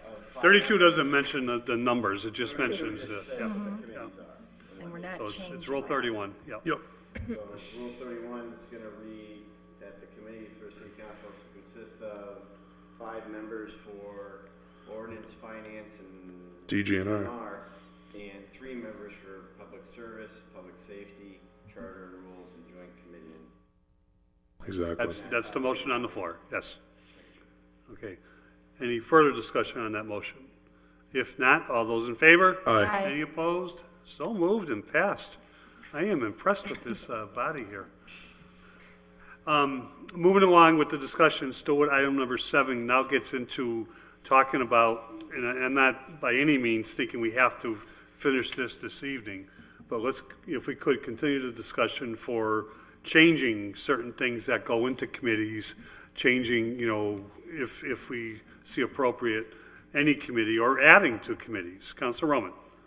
Yes, thank you, and I thank Councilor Lisi for her suggestions, but just even reading the rules, we talked about Council on Aging. Currently, Public Service is supposed to handle all issues pertaining to elderly, geriatric authority, and Council on Aging, so I would say if we're just cutting to leave the committee assignments alone and then really push those committee, currently under the rules when I was reading it as well. Do it. Yeah, to actually do it, including God forbid. including us as a body, and I know I was talking about this, when it comes to reappointments for boards and commissions. I know I'm one of the councilors screaming that there's not enough representation from 5, 2, and 1. Poor Linda as well gets the, short end of the stick as far as representatives. All those technically under our rules are supposed to go to public service. They're not supposed to just be blankly reapproved by our body. We're supposed to bring them back to see what they've done, why they want to serve again for another 2 to 3 years, and was there other appointments? Were there other individuals who went for the job? I think that if we just hold them accountable and really follow the rules as the way they are, I would like to see then the committee stay the way they are, and then hopefully the next president can push whoever the chairmans are to be accountable, but I wouldn't want to lose that side of things out of DG&R specifically because it's going to stay. I would like to see it stay a 5-member committee, and I think that we tackle, if it's 5, we're going to be able to tackle all of our workload, but specifically with some of the other ones, holding them accountable. And as a chairman of a 3-member joint committee, we've really expanded our scope of work to even tackling some of the school building stuff that's coming up, some of the funky financing things that are coming up. So I just think that, if the committee chairs just, are held accountable to what's there, because I didn't even know that till tonight. I'm going to be totally transparent. Kevin gave me an orientation almost 2 years ago now. I didn't know that public service had council on aging, geriatric authority, or elder issues, so that's just what I wanted to add. Thank you. Can I, Mr. Councilor Jordan. The other thing is, public service, just to mention,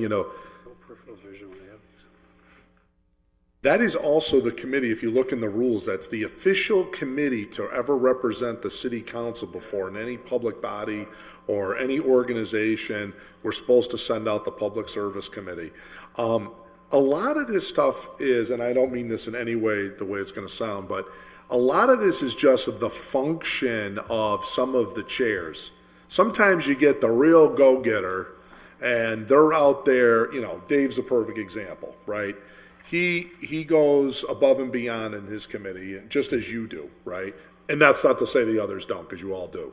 But I'm just going to single you two guys out for what you sort of expect that from Todd at finance, or Linda at ordinance, or Rebecca when she was at ordinance. The real gung ho big name committee.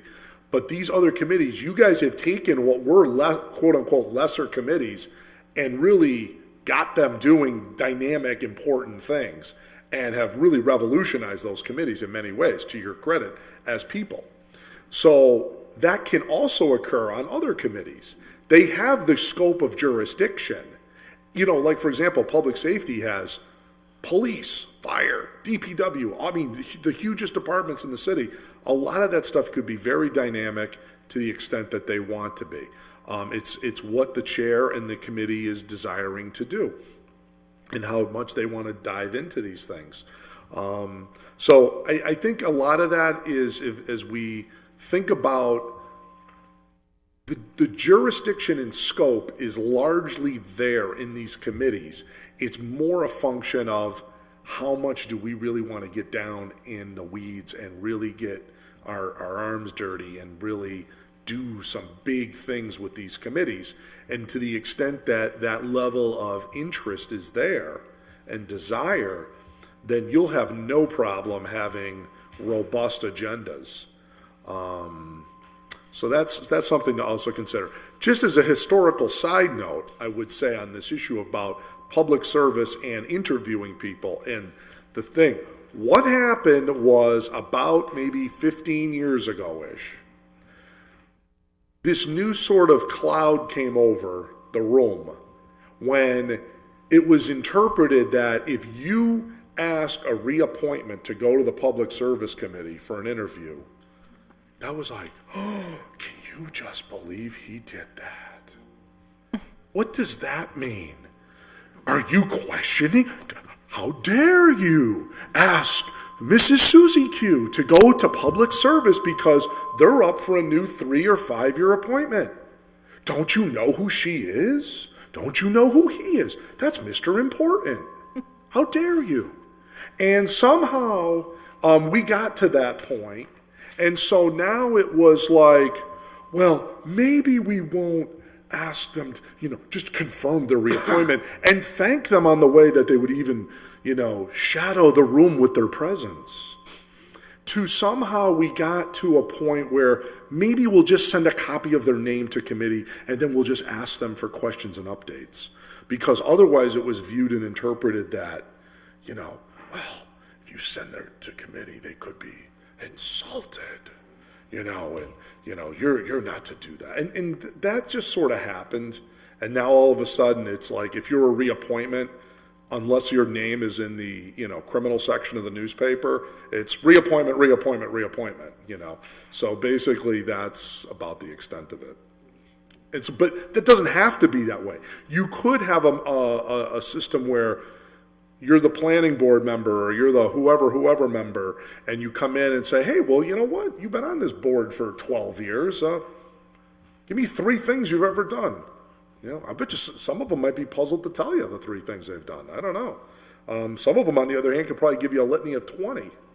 And that's the question is, I think that's why that happened. But that could, again, it comes back to my earlier point of scope of the committees, how much you want to, how dynamic you want to make it be.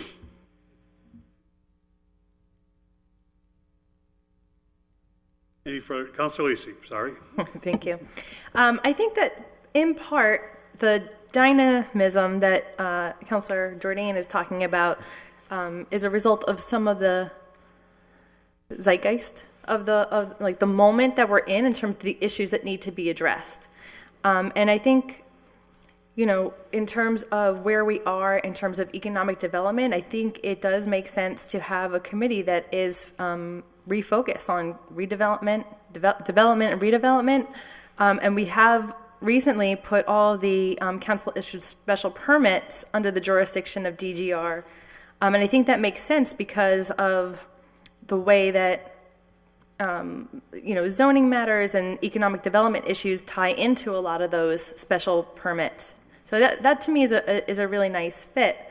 And I think that the city is in this moment where we do need some sort of focused attention on development and redevelopment. So I would like to see the DGR committee streamlined. I mean, I'm just going to keep on pressing that point. I also think that in terms of the ordinance committee, the ordinance committee is the only committee that can put things into ordinance form or legal form. But I think a lot of the work that we do in ordinance committee can be fairly rote. For example, I think many of the traffic issues that we deal with, especially parking signs, handicap placards, we don't even deal with, I mean, we created that system recently so that the ordinance committee didn't actually have to do much work in terms of approving the handicap placards, that the work is actually done by the Commission on Disabilities. And then we go ahead and essentially rubber stamp the inspection and work that they did. And I think in a similar way, we could potentially outsource traffic, parking, handicap placards to the Public Safety Committee and then just get them back over to ordinance for the rubber stamp. Or maybe handicap placards don't have to be outsourced because we already are, quote unquote, rubber stamping them. Then it would take longer, because you'd have 2 steps. Yep. But I think we could utilize another committee in the same way so that you're not getting the ordinance committee bogged down in, I mean, those meetings with Mike McManus are very productive because he comes very well prepared. But we typically just go, what do you think, Mike? You're the expert here. And we defer to him very often. So I do think that you could take some of the work from ordinance and then outsource it to another committee such as public safety.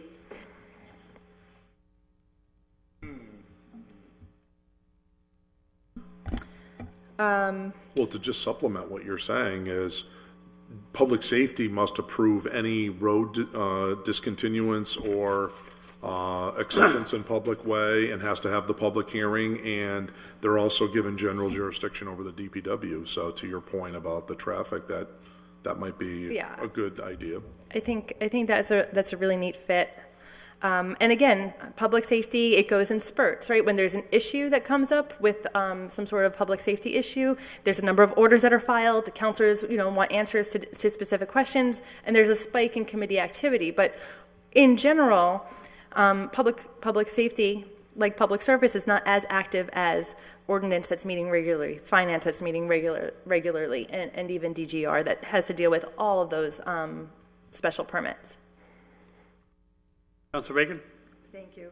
I'm warm to the idea that there would be flexibility in what comes to any of the committees, depending on what the workload is at the time, and if it made sense. I wouldn't want to do anything that would cause something like the handicap placards and the traffic issues that get very wearing on people in the neighborhoods to take any longer to accomplish. Right now, we're in a rhythm. Once a month, Mike comes in and we deal with the traffic. And that's been working out pretty efficiently. I mean, sometimes the list is quite long because that is a popular item coming out of many of the ward neighborhoods. There's a lot of traffic issues. So I think it's a good concept. I think we could handle it ad hoc at City Council because I think it does properly fit under each committee. So we could, by our discretion, send certain things to safety and certain things to ordinance. So. Well, the other, go ahead. Just to point out real quick, I agree, but it involves more than one rule. Just if you look at Rule 36 and a little bit at Rule 35, you might get the gist of what I'm about to say is, and that's why earlier I said ordinance and finance are kind of unique for a couple reasons. And Kev, I think it's by charter that ordinance and finance can meet during a regular city council meeting. Correct. Which is important because it requires the readings, the first reading, the second reading, we've streamlined the ordinance committee reading. But just reading Rule 36 and part of Rule 35, it's pretty, we'd have to amend everything to put any type of ordinance in another committee. I think public safety would be great for traffic and handicap, or at least for handicap, no parking. But if it all has to come back anyway. Well, the question is, it's not just amending rules. We then have to look at the charter on a couple of these too. Right. Well, and if I may, Joe. Yep, Councilor Lisi. So just to be clear, I would say, I just want to make it clear that I'm not saying that public safety is endowed with the ordinance-making capacities. I'm just saying they are the ones that do the work of the order exploration and figuring out the recommendation. It would be analogous to the way that we're currently handling handicap placards, where we have a separate committee do the research, do the work, send us a recommendation, and ordinance rubber stamps it and says, we trust the work that this committee did, and therefore we are the ones that are going to ordain it. In the same way, I would expect that we would be able to do, utilize the Public Safety Committee in order to help expedite traffic and parking issues. So we could do that. I agree, except for the rubber stamp. There is no rubber stamp in the city council. We all have I'm to take a using final that vote language. sooner or later. I'm just using that language to help I know. articulate Proverbially speaking, yeah. the streamlined efficiencies that I'm envisioning here. Councilor Jordan? I'm all set. Okay, this discussion is going in a good direction, but what's the wishes of the committee as far as this evening goes? There's several other things we could take Council Roman's order into. Do you think we should put this on for another meeting? Yes. I'm going to go with the keep it simple theory for the moment. Okay. And just leave things as they are, use the discretion of the council to give things over to another committee if there's undue burden.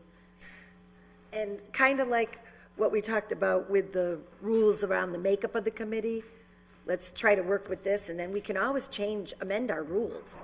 It's not like if we do this now, we can't later on amend it further. Correct. At least we got the structure This just down. gets The the basics structure is a good together. start. Yeah, that's the big part. Councilor Lisi?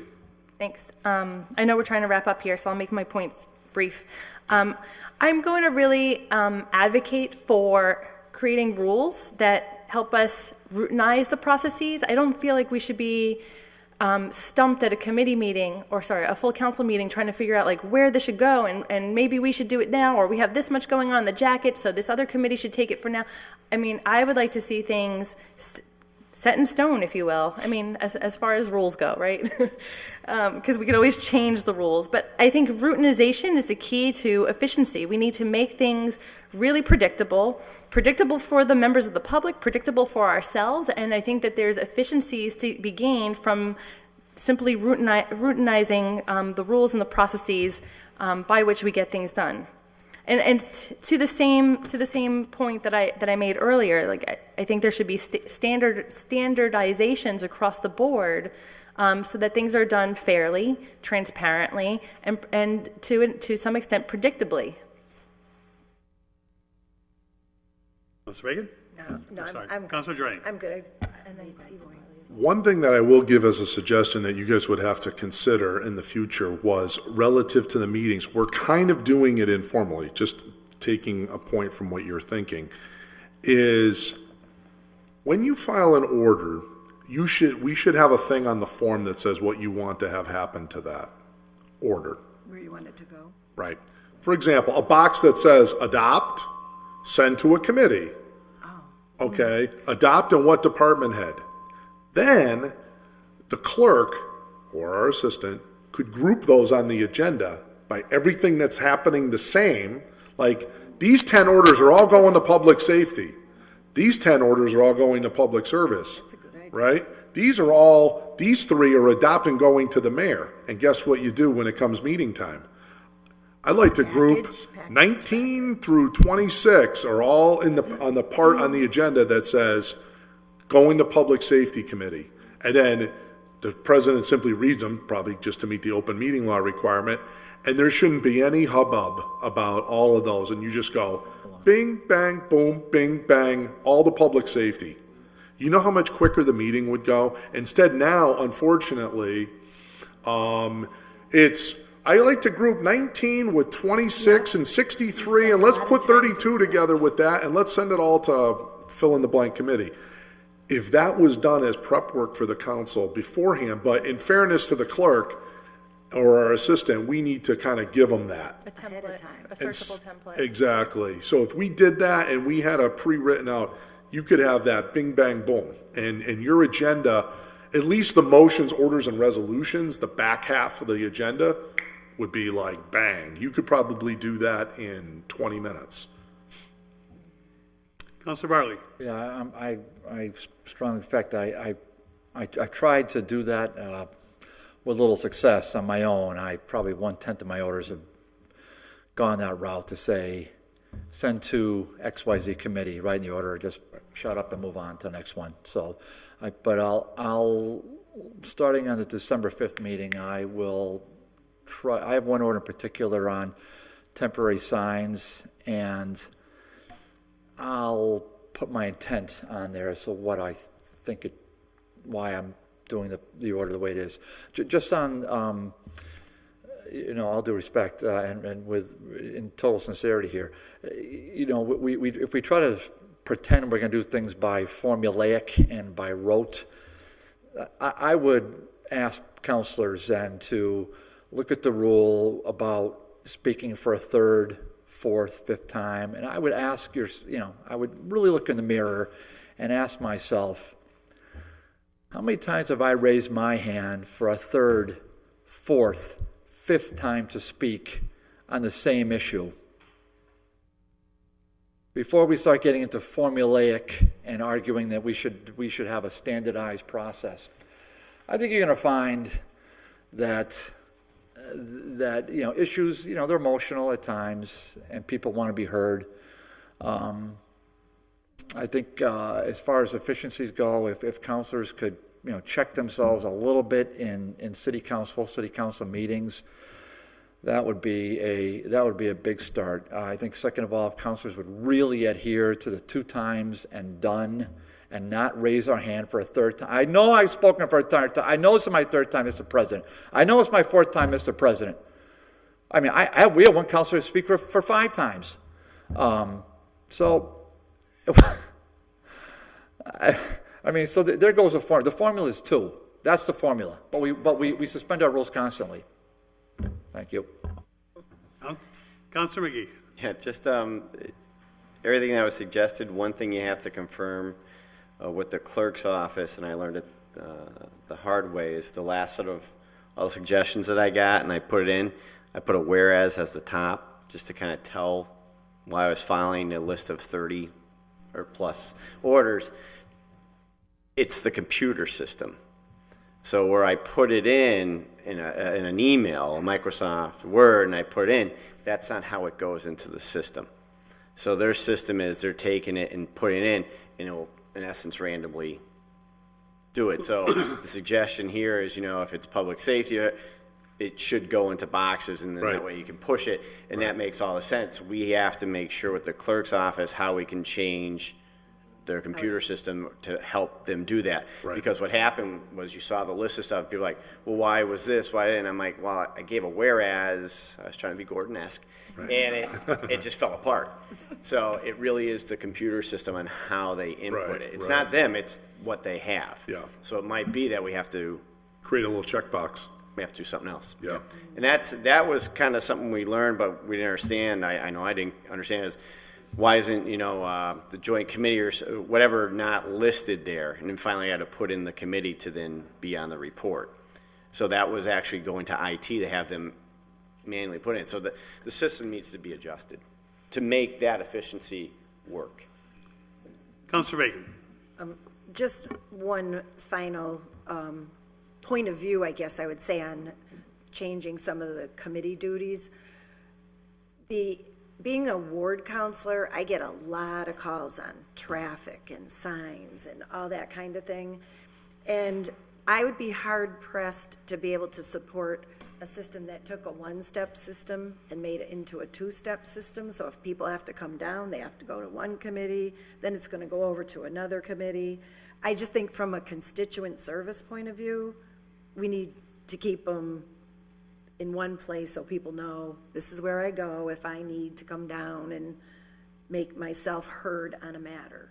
Because if, right now, people complain if they have to go to too many places to accomplish something, and we're trying to bring more of the coordination together. So I would just ask that we keep that in mind when we're considering duties. Thank you. Counselor Jordan.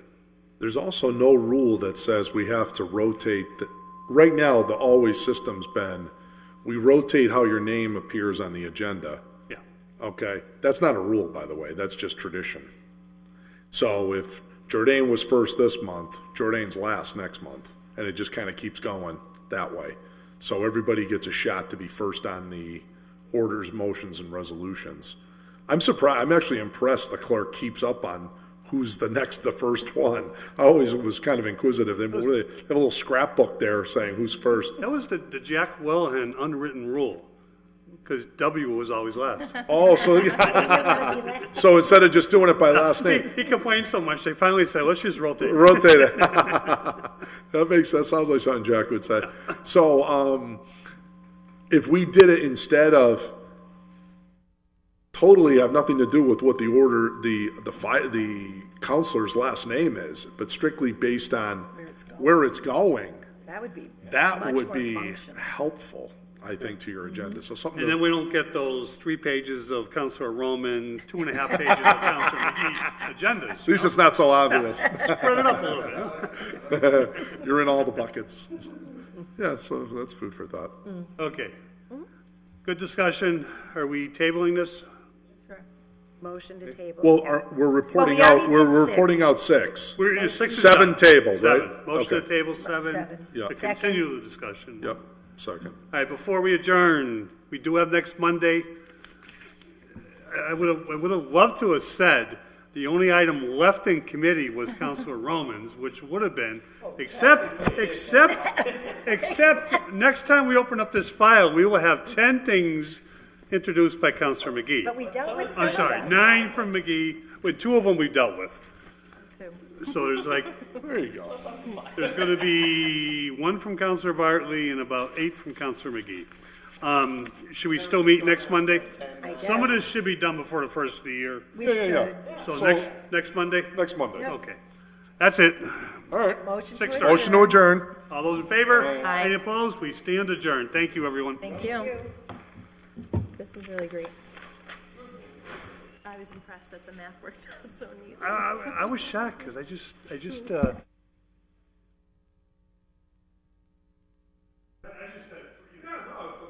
numbers. I'm just thinking of, when you sit there, I know Kevin can attest to this. You pull hair out of your head. And you think you got it perfect, and you're going, And, you know, you're trying to respect. Rebecca's gonna be happy. You're trying to respect the That was exactly like this.